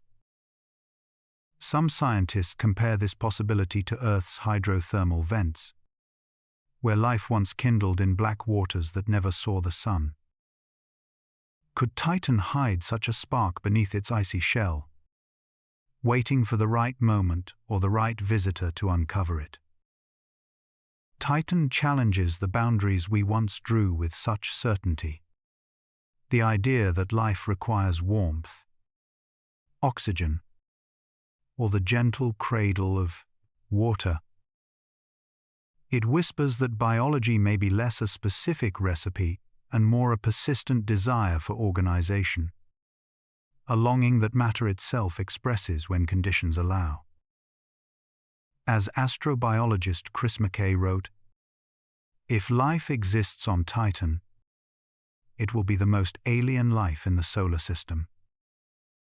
And yet, even if no living cell hides there, Titan still shows us that nature is experimenting, trying combinations we have not imagined. The universe is not a silent void. It is a restless chemist. When I think of Titan, I feel a strange and gentle humility, a sense that life on Earth is not a miracle confined to one fragile blue dot, but part of a broader tapestry whose threads stretch across galaxies. Titan teaches us that habitability is not a single doorway, but a vast corridor where each world opens its own door to possibility. It reminds us that conditions we once dismissed as too cold, too distant, too alien, may still hold their own form of promise. Perhaps the universe favors diversity not only in stars and planets, but in the ways matter learns to feel, to adapt, to dream. And this lesson reaches beyond science, touching the heart in a quiet way. Titan invites us to let go of rigid expectations, to soften our assumptions about where meaning can arise. Just as its methane lakes mirror a dim sun, we too can reflect on how many paths life could take if given time and space. In its icy stillness, Titan offers a meditation on patience, on the slow artistry of nature, on the possibility that every world carries an unfinished verse in the cosmic poem. My own belief is simple. If life can emerge only from water, then the universe is limited. But if life can emerge from methane, from ammonia, from chemistry stranger than our dreams, then the universe becomes infinite in a new way.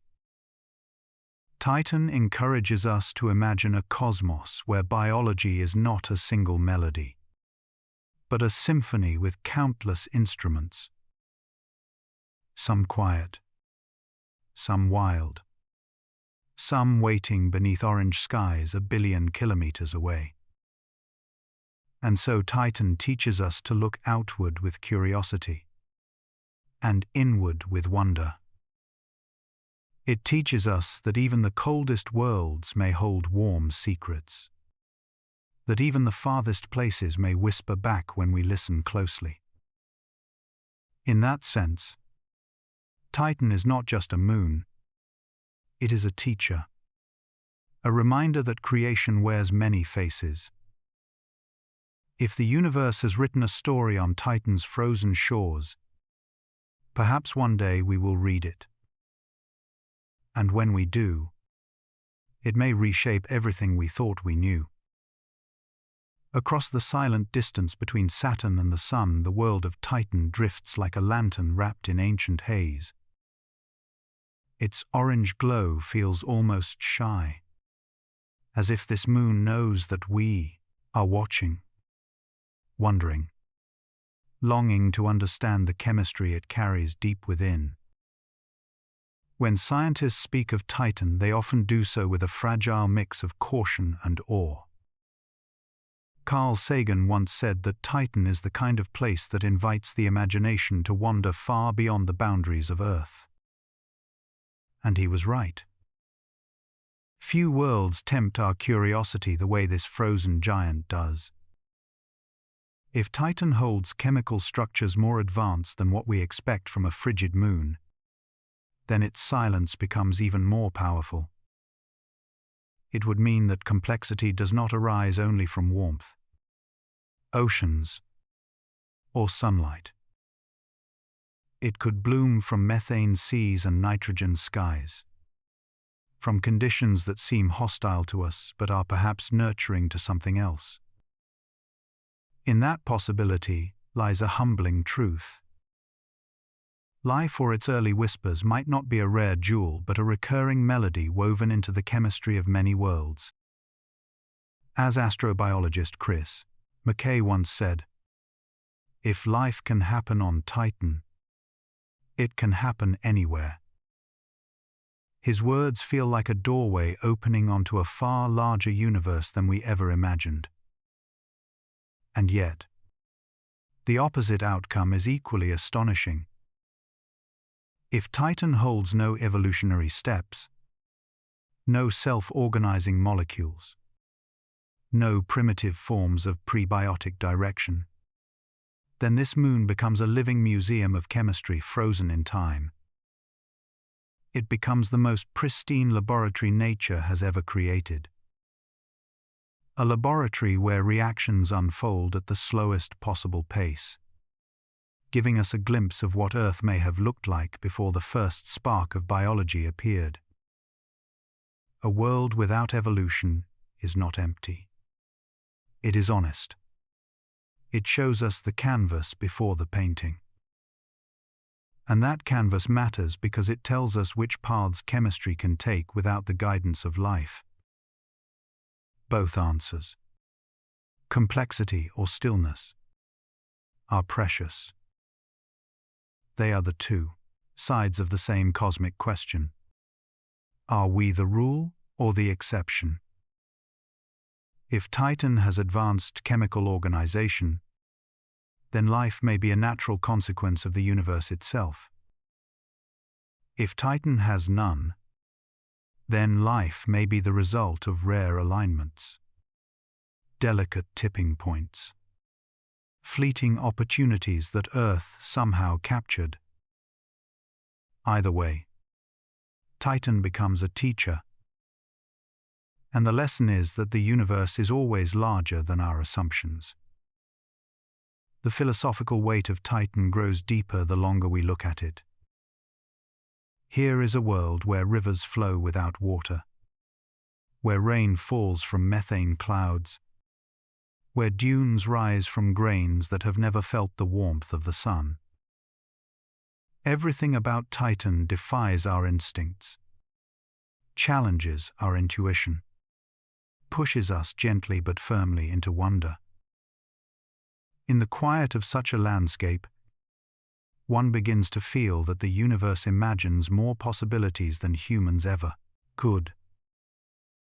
Freeman Dyson once wrote that the universe is not only stranger than we imagine, it is stranger than we can imagine. Titan feels like the embodiment of that idea. And perhaps that is why Titan forces us to redefine what we mean by a habitable world. For centuries, We have looked for Earth-like planets, oceans of liquid water, gentle temperatures, familiar chemistry. But Titan shows us that life may emerge from an entirely different script. It whispers that habitability might be a spectrum, not a category. A quiet moon of methane and nitrogen could be just as meaningful to biology as a warm blue planet lit by a generous star. The thought reshapes the way we look at distant exoplanets, widening our expectations, softening the borders of imagination. Titan speaks in the language of chemistry, not biology. And yet, the diversity of its molecular landscape suggests a universe, experimenting with countless recipes. Carbon chains grow long in its atmosphere. Nitrogen weaves through its haze, and methane shapes its lakes like a patient sculptor. These variations remind us that cosmic chemistry is not uniform. It is expressive. It paints worlds with different ingredients and different outcomes. Titan teaches that life is not the only expression of complexity. Sometimes chemistry alone is enough to make a world extraordinary. As I reflect on Titan, I find myself humbled by its silence. This moon does not try to impress us. It simply exists in its own slow rhythm, holding mysteries with a kind of gentle indifference. It reminds me that our search for life is also a search for perspective. We want to understand whether life is a cosmic tendency or a cosmic accident. And in that search, Titan stands like a quiet guardian of possibility. The lesson I draw from Titan is simple, yet it feels profound. Expectation is small, but the universe is vast. We may carry our ideas about how life should look, how chemistry should behave, how worlds should form. Yet every time we look deeper, these ideas dissolve like dust in starlight. Titan teaches patience, humility, and the courage to accept outcomes we did not foresee. Whether Titan holds the first quiet steps toward prebiotic life or remains a frozen chemical dream untouched by evolution, its value to science and to our imagination is immeasurable. It shows us that the cosmos is creative, playful, unpredictable, and it invites us to listen more closely to the whispers of worlds unlike our own. Because somewhere in those whispers, we may finally learn who we are.